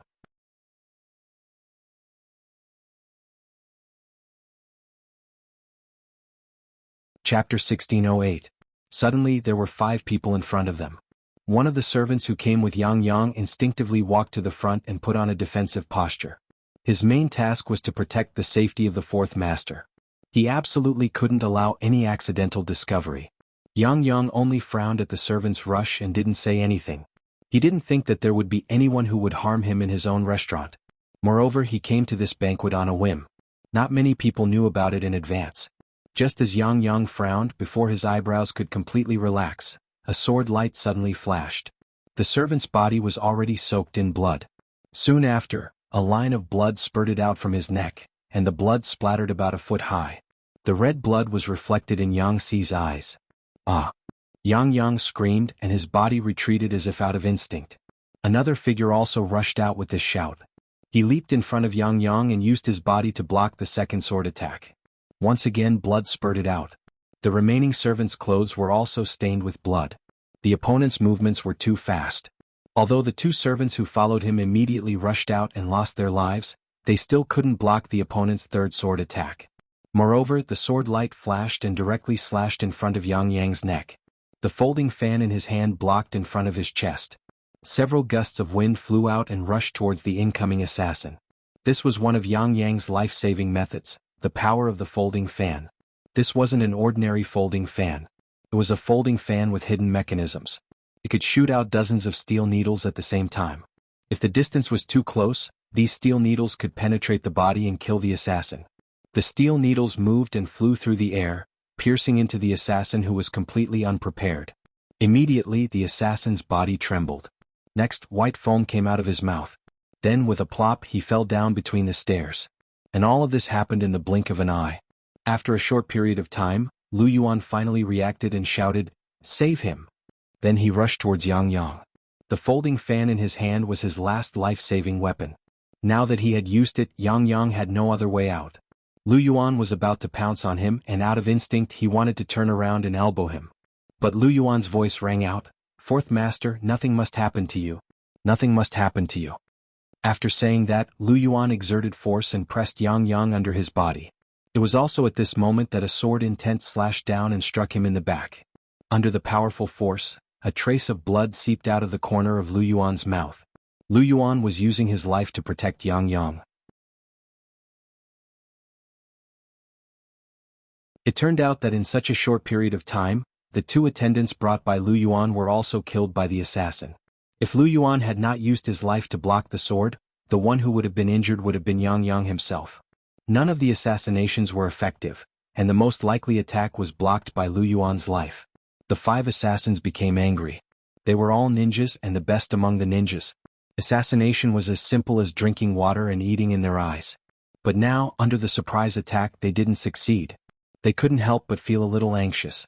The 5 of them shouted and jumped straight down the stairs. Because of the narrow stairs, they made the first move, which also made Yang Yang lose his vigilance. Because of this, 2 of his attendants died, and the two attendants brought by Lu Yuan also died. But also because of the narrow stairs, the ninja's range of movement was limited, so they couldn't rush to Yang Yang who was rolling down the stairs. Yang Yang and Lu Yuan hugged each other, and under the impact of the powerful sword, they rolled down the stairs so they temporarily escaped the assassination of the ninjas. As soon as they landed, more than a dozen people rushed to the stairs. They were all the staff of Wuxia restaurant. Some of them were waiters, some of them were shopkeepers, and even some of them were kitchen staff. Wuxia restaurant was Yang Yang's property, so the people here were naturally his staff. Now that the boss was in trouble, everyone naturally chose to rush out. Of course, this wasn't because Yang Yang was good to everyone, making them grateful to him and willing to face death. It was because everyone knew Yang Yang's identity. If he died here today and they didn't save him, they were afraid that Bugnam of Gojoseon would know about this matter, and they would face a life worse than death. More than a dozen people rushed up and blocked the 5 ninjas. Yang Yang finally had time to stand up from the ground. Looking at Lu Yuan in his arms, his face was pale, and his body was cold due to excessive bleeding. He couldn't help but shout, Brother Lu, hold on, hold on." Yang Yang was still concerned about Lu Yuan's injuries. In front of the stairs, there were already corpses and the smell of blood spread out. There were only a dozen people. Although they were tough, they were just relying on brute force. How could they be a match for 5 ninjas? Fortunately, as time passed, more and more people rushed up. To be able to become a famous restaurant in Kyoto, there were a lot of staff here. More and more people rushed out and finally blocked the ninja surprise attack. Finally, someone took Lu Yuan from Yang Yang's hands, but it seemed that his situation wasn't good. Yang Yang, who was finally able to get up, reached out his hand and took out a Type 54 pistol from his waist. He opened the safety and fired at the 5 ninjas who were fighting. This time, he almost died in the hands of the other party, which made him scared and angry at the same time. Bang bang bang, gunshots rang out. Other than the first shot that suddenly injured a ninja, the other shots all missed. Not only did they not injure the ninja, but they also killed some of the restaurant staff. Bastard. Looking at the Type 54 pistol that had no more bullets, Yang Yang was a little regretful. He had this pistol with him for a long time, but he was too lazy to practice shooting. Now that it was time to use it, he regretted not working hard. Gunshots rang out, and the entire Wuxia restaurant's hall became chaotic. Some diners ran out of the restaurant as fast as they could. In their view, it was too dangerous to stay here. Although Yang Yang was in trouble, it was a great opportunity for many people. If they really saved Yang Yang here, the benefits would be beyond their imagination. But if they wanted to do something, they first had to look at their own strength. If they rushed to save someone, they would only lose their life. Then no one was willing to do it. The hall became more chaotic because of the people fleeing in panic. At this time, Yang Yang loaded another magazine into the Type 54 pistol, but at this moment he couldn't calm down at all. He knew his own shooting skills, especially when he saw his own people. This time, more and more people died, and those 5 assassins, the one who was shot had already retreated. Other than bandaging his wound, the other 4 assassins were still intact. He felt that the situation was serious. Yang Yang had a feeling that these assassins were determined to kill him. Inside the restaurant, at least the waiters were able to put up a fight. But once he left the restaurant, then no one would be able to help him. Perhaps a single sword strike would be enough to make him fall to the ground and turn him into a corpse. Everything happened too fast. From the time when the servants around him were injured to now when the people in the restaurant ran away, it was not even half an incense stick's worth of time. It would take at least half an incense stick's worth of time for the nearby soldiers to arrive. The question was, could they hold on until then? Yang Yang's heart was very anxious, and the assassins were also very anxious. The more time passed, the more unfavorable it would be for them.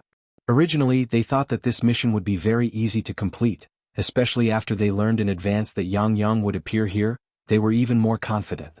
If everything went smoothly, perhaps as long as they met face to face, they could complete the mission of assassinating the target.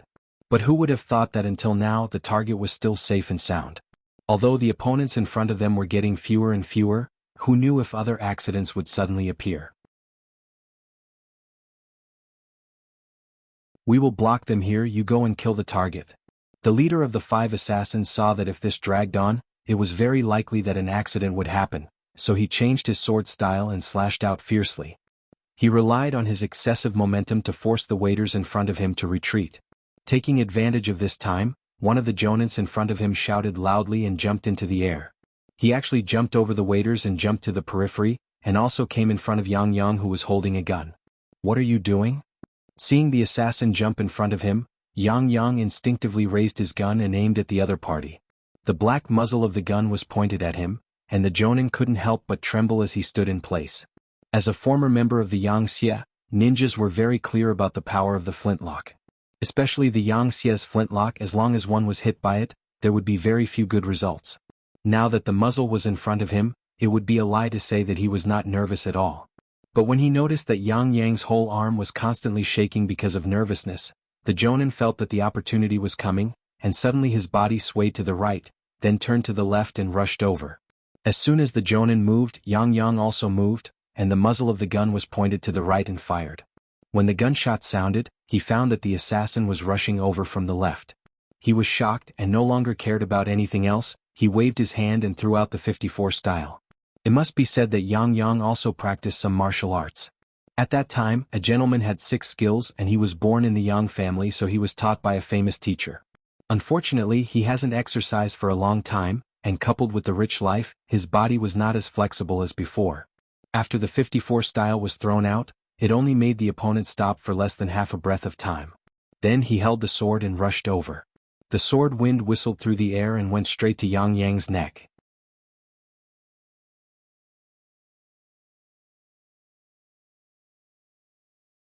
Chapter 1609. My life is over. After Yang Yang shouted, he closed his eyes. At this moment he could even feel the piercing pain of the sword wind slicing through his throat. Dang! A crisp sound rang out. It was the sound of weapons clashing against each other. Then there was a gust of cold wind, followed by the sound of more weapons clashing. After waiting for a moment, Yang Yang found that he was not dead. He opened his eyes and saw Yang Lu blocking in front of him. At this moment, there was a scratch on Yang Lu's right arm, and blood was flowing out from it. Needless to say, at the critical moment, Yang Lu must have rushed out to help him avoid the fatal blow. But because of this, Yang Lu was also injured. Who is Yang Lu? He is one of the 5 servants of the Bugnam of Gojoseon, Yang Qindong, and his skills were quite good. But later, because of some mistakes, he was sent to the southern Ming kingdom by Yang Qindong, and was responsible for managing the intelligence here. In the eyes of many people, he was already a marginalized person. Because of this, he used to drink to drown his sorrows for a period of time, and his physical condition was far worse than before. Because of this, the moment Yang Lu fought, he was injured. How is it? Luzi, are you okay? Yang Yang hurriedly came forward and asked with a trace of concern. Fourth Master, this little one is fine. Yang Lu smiled at Yang Yang, and then his face flashed with a ruthless expression. He said to the butler Yang Ying and the others who followed him, all of you go together and kill these assassins. Right, try to leave them alive. After Yang Lu shouted angrily, he turned around and knelt down in front of Yang Yang. Fourth Master, this little one just received the news and rushed over. I have frightened you. It's okay, you came at the right time. Yang Yang also sighed in fear. Fortunately, Yang Lu came in time. It seems that Yang Xie's intelligence network is indeed very powerful. He can even get information about an assassination attempt. Yang Lu came with dozens of experts from the intelligence department's action department. Most importantly, these operatives were all holding pistols in their hands, which was very impressive. No matter how powerful you are, can you win against a gun? Wouldn't it be 1 in 1,000 to be selected to join the operations division of the intelligence department? 1 in 100, 1 in a dozen, 1 in a dozen, 1 in a flower, 1 in a flower. Naturally, their marksmanship wasn't as bad as Yang Yang's. When they fired their pistols, 4 of the 5 Jonins were killed on the spot. The other one was only shot in the body because they wanted to keep him alive, but his vital parts were fine. Capture him alive and ask him who ordered them to do this. Seeing that the situation was settled, Yang Lu heaved a sigh of relief and shouted loudly, "Don't come over." The last remaining Jonin waved the ninja sword in his hand and placed it on his neck, threatening to kill himself if anyone came over. This action really made the members of the operations department stand rooted to the ground, not knowing what to do. Haha, you can save him once, but can you save him 10 times or even 100 times? Let me tell you, since we have set him as our target, we will definitely kill him. Today we were just careless, it won't be long before you die, I will wait for you on the ground, ha. After a burst of laughter and clamor, the sharp ninja sword in the Jonin's hand instantly cut his throat, and with a spurt of blood, he fell to the ground with a plop. When the members of the operations department walked forward, they found that the Jonin was no longer breathing. 5 assassins died just like that, without a single survivor. All of this was seen by Yang Yang's eyes. He should be happy, but he didn't know why at this moment he didn't feel happy at all. Only the words that some people said before they died flashed in his mind. You can save him once, but can you save him 10 times or even 100 times? Yang Yang couldn't understand who hated him to the bone and wanted to kill him. But he knew that this place was no longer safe. In other words, the entire Nanjing prefecture was no longer safe. Before killing the person behind the scenes, he must leave here and find an absolutely safe place. Then where would it be safer? Without much thought, the name of Resin City appeared in his mind. Yang Yang suddenly grabbed Yang Lu's arm and said, "Lu Zi, immediately arrange something. I want to leave here. I want to go back to Resin City." "Alright, you have to personally bring people to escort me." "This is no problem. But shouldn't we report it to the young master?" Yang Lu revealed a difficult expression. "No need, I'm his fourth brother. When we reach Resin City, I will tell him." Yang Yang shook his head. He didn't want to stay here for a moment longer. He just wanted to hurry back to Resin City, otherwise he wouldn't even dare to close his eyes and sleep. "All right." Yang Lu could only say reluctantly. After all, Yang Yang was the young master's fourth brother, and was also one of his own masters. As a servant, he could only obey unconditionally. Yang Yang left, and Yang Lu brought over 100 members of the intelligence department to protect him. They went straight to Fujian. There was a ship specially sent to Resin City. It was also the nearest way home. Although he had left, what he left behind for the Southern Ming Dynasty was a mess. There was no need to talk about Yang Lu's identity. Luckily he didn't suffer any injuries, otherwise he really didn't know how to explain it to Bugnam of Gojoseon. The current situation was already a little tense, and the development of the situation had greatly exceeded the expectations of the Southern Ming. If a war really broke out now, how could the Southern Ming that wasn't fully prepared be their opponent? Perhaps a war would break out one day, but it definitely wasn't now. Hence, Yang Lu's problem at this time was indeed a headache. From the report of the genie guards, the 5 assassins were all dead, no one was alive. The Southern Ming imperial court was even more depressed. It would be better if they caught the real culprit. It would be best if they could interrogate the mastermind. That way the Southern Ming would be able to remove themselves from this problem. However, the problem now was that the assassins were all dead, and the identity of the culprit had become a mystery. If this pot of shit wasn't handled properly, the Southern Ming imperial court would have to bear the responsibility. Investigate carefully and find out who did it. The Southern Ming imperial court isn't afraid of trouble, but we definitely won't be casually used by others. Ingzong Zhu Qizhen gave the order, and the genie guards in the city immediately moved. However, facing an extremely well-organized assassin organization, how could it be so easy to find the mastermind? In the end, after investigating, they still couldn't find any clues. Yang Chendong also received a telegram from the Security Bureau 4 hours after the incident. Someone wants to harm fourth brother? Yang Chendong suddenly stood up, his entire face terrifyingly cold. Dragons had reverse scales, and one of Yang Chendong's reverse scales was his family and loved ones. Investigate the ins and outs of this matter clearly. I want to know all the details of this matter. Yang Chendong was angry. The pitiful one was the head of the Security Bureau, Yang San. After he received the order, he immediately decided to set off for the Nanjing Imperial Court. However, before he left, he reported a clue that he had just found to Yang Chendong. "Young master, we have a new clue about the transmitter of 9826. Nanning Imperial Court." Bai Kuan stood on top of the city gate tower, wearing a suit of armor.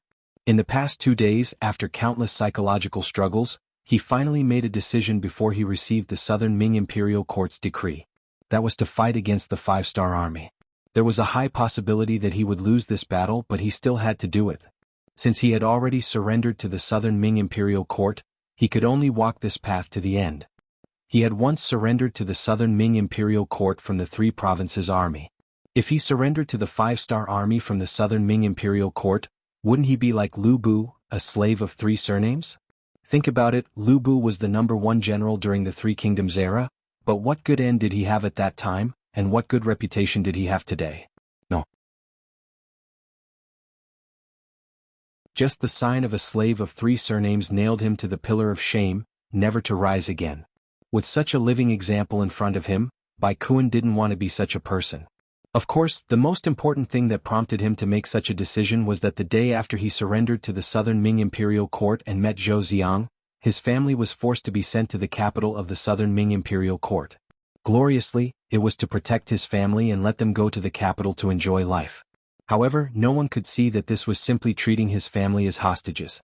For the safety of his family, Bai Kun could only do this. After making the decision, all the soldiers in the Nanning imperial court were gathered by him. In order to increase the chances of defending the city, he even ordered people to gather all the men, women, and children in the city. He was already prepared to perish together. This time, even if he lost, he wanted to label the five-star army as immoral. As for himself, as long as his family was safe, he didn't care if he died. It had to be said that Bai Kun's decision was very bold. Especially the action of gathering all the men, women, and children in the city onto the city gate tower, it could be said to be a combination of despicable and shameless. This was because the moment the five-star army attacked the other cities, using the cannons, it was inevitable that ordinary civilians would be blasted to death. Didn't Bugnam of Gojoseon say that he wanted to lead all the Han people to the peak of the world and let them live a good life? Alright, I'll place the people on the city gate tower and see if you dare to fire. If you do, you'll be slapping your own face. At that time, who will believe you? Yi Zichen thought. Alright. Amidst the weeping and crying, the city gate tower was filled with mournful wails. The civilians didn't know what kind of impact they would have on the city gate tower. They only knew that now that they were pushed to the front lines, they would become cannon fodder if they didn't do well. Because of this, they all cursed Bai Kun's 8 generations of ancestors in their hearts.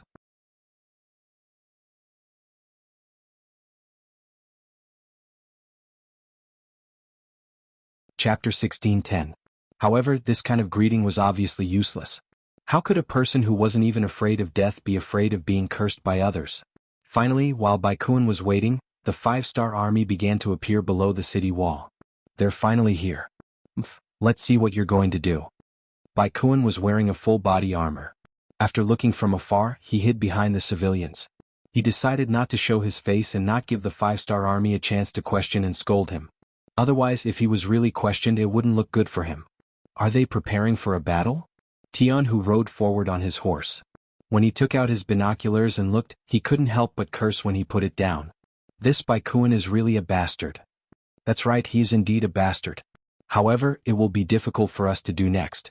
Division Commander Xiao Feng also put down his binoculars. His face was as black as the bottom of a pot. They couldn't be blamed for being so angry. Who would have thought that Bai Kun would push the commoners onto the city gate tower? If that was the case, they would inevitably hit the commoners if they wanted to fire. If that was the case, just the words of the scholars and the mouths of the celestials would be enough to make it difficult for the commoners to defend themselves. What should we do? The two of them looked at each other at almost the same time. As the highest-ranking officers in this army, the two of them felt the pressure at this moment. It even made them feel a little breathless. Let's ask the sixth young master. Tian, who thought for a while and made a decision. Okay, but you have to report it secretly, Xiao Feng added after hearing that. Why did they have to send the message secretly? It was because they didn't want the sixth young master to be the scapegoat. As a subordinate, as a subject, they had to share the burden of their master. If they sent the message openly, where would they put Yang Qindong? Fight? If that was the case, the crime of indiscriminate killing of civilians would fall on Yang Qindong's head. The history books wouldn't record it well. Retreat without fighting? If that's the case, how are we going to solve the problem in Guangxi? However, if they were to fight without asking for permission, what if the sixth young master had a better idea or had other plans? Wouldn't that be tantamount to ruining the sixth young master's plans? They couldn't bear such a crime. Therefore, they had to send a telegram, but they had to send a secret telegram. This way they could know Yang Qindong's thoughts and solve this problem. Even if the two of them had to take the blame in the end, as long as the sixth young master knew the whole story, even if he punished them, it wouldn't be too heavy. The five-star army began to set up their formation outside the city. The secret message was also sent out and sent to the head of the intelligence department, Wang Shan. Then it was quickly placed in front of Yang Qindong, who was still in the palace of the three provinces. Yang Qindong was shocked when he saw the telegram.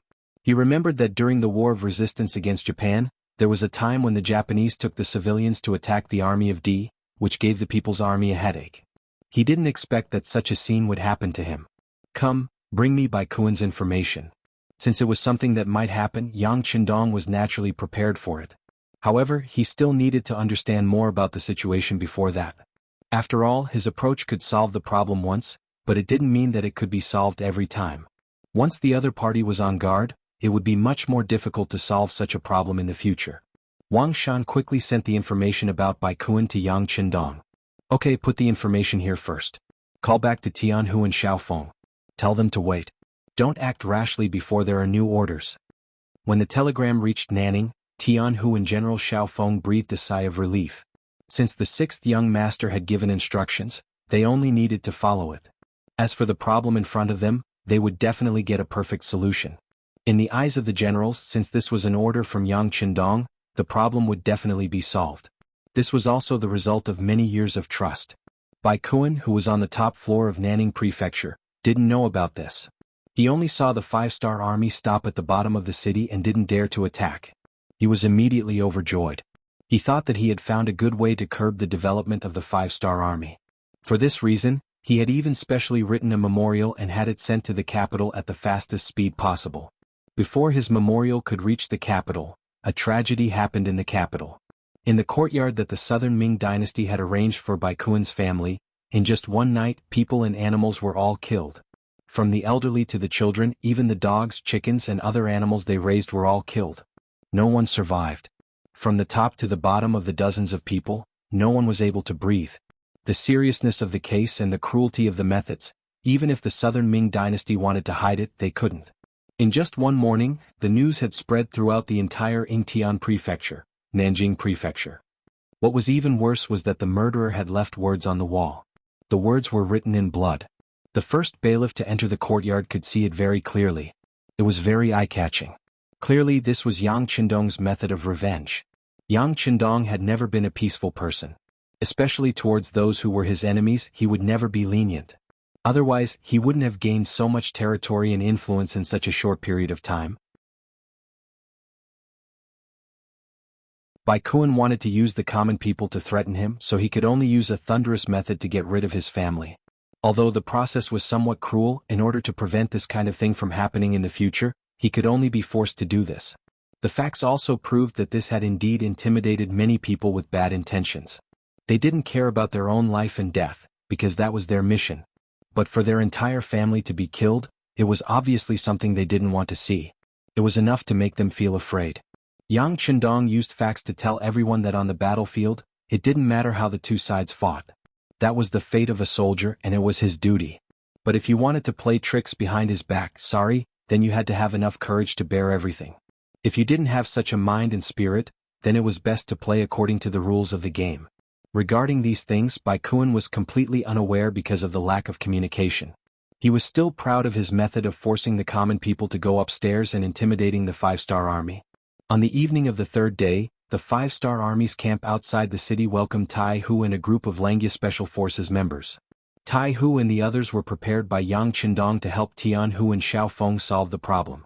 Captain Tai. Tianhu and Xiaofeng both saluted and greeted. Tai Hu, who had the rank of Major General, also laughed and raised his arm to salute. The two of you have higher ranks than me, I should be the one saluting the two of you. In terms of military rank, both Tianhu and Xiaofeng were lieutenant generals, and they both had 2 gold stars. But they knew that people like Tai Hu couldn't be judged by military rank. Everyone knew that although the Langya Special Forces had the least number of people, their combat power was very high. They specialized in completing difficult missions that a large army couldn't.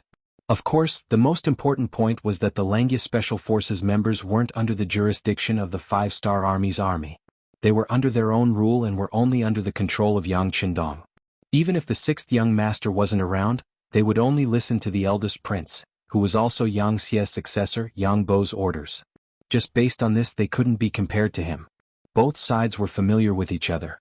After all, they had trained together in the early days and had many years of camaraderie. Now that they were gathered together, they couldn't help but warm up. After connecting, Tai Hu told Yang Qindong about some of the things that Yang Qindong had instructed him to do before he came here. Generals, the 6th young master wants you to assist us. There shouldn't be any problems, right? Since it was Yang Qindong's order, Tianhu and Xiaofeng naturally didn't have any objections. After nodding their heads, they said in unison, "We will obey the 6th young master's order. Captain Tai, please tell us what to do." "Okay, then I'll be overconfident." Tai Hu laughed. then walked to the sand table and began to arrange the combat mission. The morning of the fourth day. The weather was beautiful and the wind was gentle and the sun was bright. The sun hung high in the sky, and there weren't even many white clouds. Bai Kun slept until dawn. When he woke up in the morning, he looked up at the sky and couldn't help but sigh. Good weather. Then, with the help of his bodyguards, he put on his armor and went up the city gate tower. Before they could reach the top of the city wall, someone had already reported that the 5-star army had started to move. The 5-star army's field cannons had also started to advance. What? Do they really dare? Hearing this, Bai Kun's face tensed up. He was most afraid that the 5-star army would disregard all criticism and launch a fierce attack. In this way, although the other side would also be criticized by the public, the first to die would be him. This was something he absolutely didn't want to see. He hurriedly went up the city gate tower and saw the cannons continuously moving forward. Not only that, the 5-star army also split up.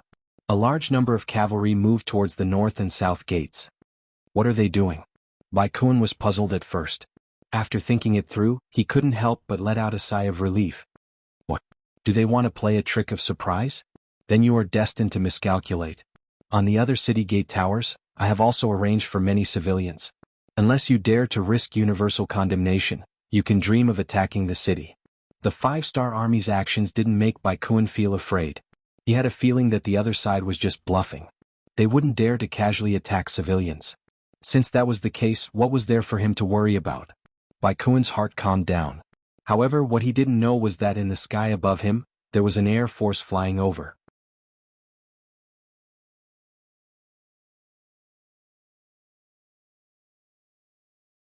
Chapter 16:11. Strictly speaking, this was not a real air force. It was a mobile air force unit made up of powered umbrellas. They were different from the real air force. They didn't need to use hot air balloons to fly. They only needed one person with a single umbrella to fly and then control the landing to any designated location. This air force unit was made up of the Wolf Fang Special Forces members. The so-called Strong Army mostly referred to the Land Tigers. After the Navy, there was the name of the Sea Dragon. After that, there was the Air Force, and then there was the name of the Sky Eagle. These were the 3 armies of the future. For a time, the 3 armies had their own things to do. Unless there was a difficult battle, they would join forces to fight and display more power. But there was an army that had the advantages of the 3 armies. They could fly, go into the sea, and even fight on land. They were the members of the Wolf Fang Special Forces. This time, using the powered umbrellas to fight in the air was Yang Qindong's method to break through the situation. When the order was given to Captain Tai Hu, he gladly accepted it. This kind of training was very mysterious in the eyes of other armies. But for the Wolf Fang Special Forces, it was a piece of cake. They didn't know how many times they had trained like this. They had already reached the realm of advancing and retreating freely. Today it was time for them to test the results. After all, the training was for battle. Now it was finally time to use it. Hundreds of powered umbrellas rose above Nanning Prefecture and then glided down towards the city. Every soldier had their own clear goal, and they were already familiar with it last night. Now what they needed to do was to quickly enter the city and kill their way out. They needed to seize the East City Gate and create an excellent opportunity for the main force of the 5-star army to enter the city.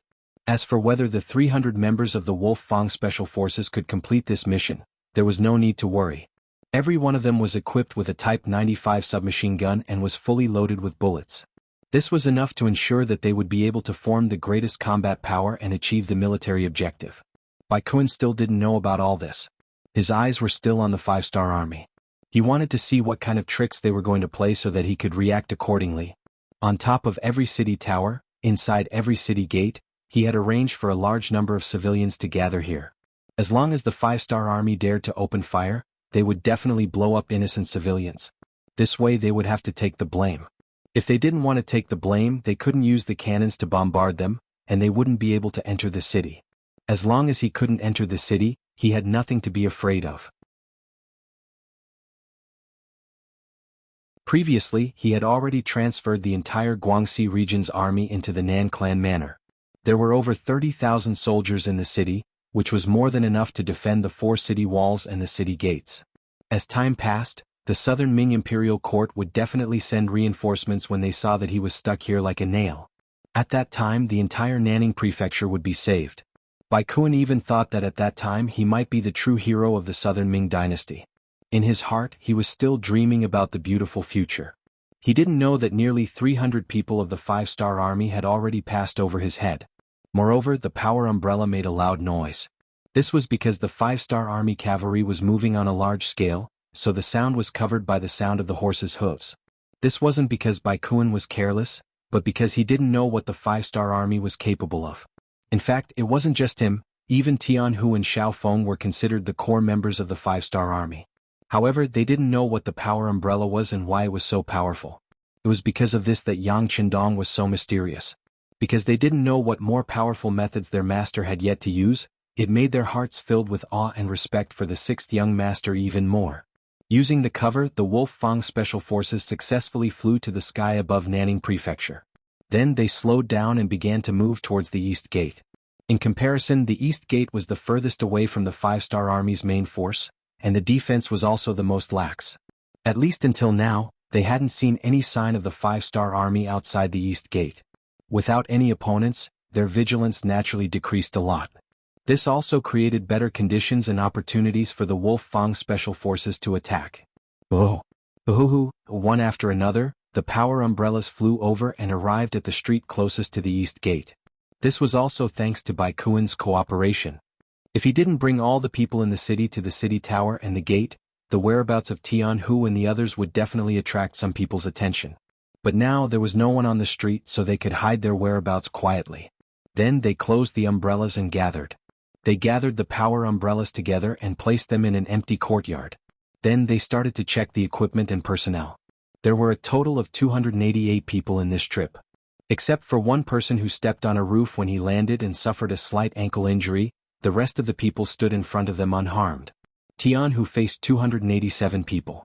His face was a little red and he was very excited. He knew that after this battle, the name of the Wolf Fang Special Forces would be completely known. Leave 18 people behind to guard the equipment. The remaining 270 people will be divided into 9 teams. Each team has 30 people. Search in a fan shape and move towards the East Gate.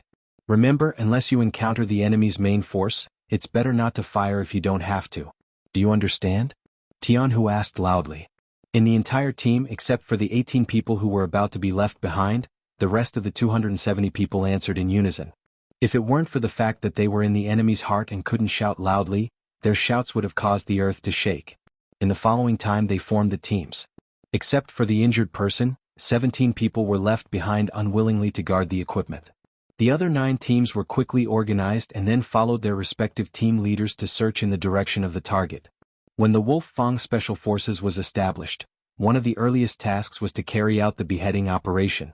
Therefore their vigilance was extremely high. For example, how to camouflage and move forward in the enemy's rear was their specialty. 9 teams with a total of 270 people moved together. This could be said to be the biggest operation of the Wolf Fang Special Forces in the enemy's rear. Everyone knew the importance of this task, so they were very careful when they moved forward. No one wanted to drag the whole team down because of their own reasons. The result of their concerted efforts was that they were not discovered by anyone until they moved to the East Gate. Team 3 and Team 4 will take the initiative to attack. The other teams will protect them. If things go wrong, you can choose to shoot. When they moved to a place 1 mile away from the East Gate, Tianhu made a gesture to stop the team and start to arrange the situation. 5 minutes later, Teams 3 and 4 with a total of 60 people became the first echelon. They walked out of the darkness and moved toward the East Gate, which was slightly empty. These 60 soldiers were all wearing the military uniform of the South Ming Army. This was one of the items they had obtained when they encountered the patrol team of the South Ming Army. Now was the time to borrow this flag. Outside the East Gate, the soldiers of the South Ming Army stood in a mess. Some of them had even leaned against the bricks below the city gate tower, closing their eyes to rest or taking a short nap. The soldiers would only open their eyes when the civilians under the city gate moved. Then they would reveal a ferocious look, warning and threatening the innocent civilians not to move. Otherwise the consequences would be very serious. When Tai Hu and the others saw this through the binoculars, they gritted their teeth in hatred. Was this how the strong bullied the weak and the strong bullied the weak? Did they only know how to threaten the defenseless civilians? What kind of ability was this? Fortunately, Teams 3 and 4 attacked at this moment. It was time to save the civilians. They were all wearing the military uniform of the South Ming Army and looked like they had just returned from a patrol. Even if some of the South Ming Army saw them, they did not think much of it and continued to do what they were supposed to do. After all, they were on the same side and there was nothing to be suspicious about. 400 meters. 300 meters. 150 meters. When they were finally 50 to 60 steps away, those with good eyesight could clearly see the faces of the other party. A Chiliarch of the South Ming Army had a puzzled expression on his face. He realized that he did not recognize a single one of the South Ming Army. He did not even recognize a single one of them. This unexpected situation attracted the attention of the Chiliarch. He could not help but shout, "Which general are you under? Why do you look so unfamiliar?" This shout also attracted the attention of the other South Ming Army soldiers. Everyone looked at these people with puzzled expressions. The captain of the third team was Shou Ho. He had already expected this to happen and did not panic. Instead he laughed and said, "I am General Bai Kuan's personal guard. This time I am here to inspect you. I say your vigilance is not bad. The city gate is so tightly sealed. You can't be thinking that the 5-star army is so resourceful that they can fly into the city, right?" This explanation immediately attracted a wave of laughter. It was clear that everyone had the same thought. They did not think that the 5-star army could enter the city with such a tight seal. In addition, Shou Ho said that he was Lord Bai Kuan's personal guard. Just this identity alone was enough to make everyone look up to him. "So it is Lord Personal Guard. Forgive my poor eyesight. Quickly come and rest." The Chiliarch revealed a fawning smile. "You're tuning in to the Han Li's Wuxia Chronicles YouTube channel. We're so grateful for your support and don't forget to subscribe to join us on this incredible journey through captivating stories. Your generosity through donations truly makes a world of difference, as it's the primary source of revenue that allows me to expand and enhance this channel for you. Thank you from the bottom of my heart for being a part of this adventure.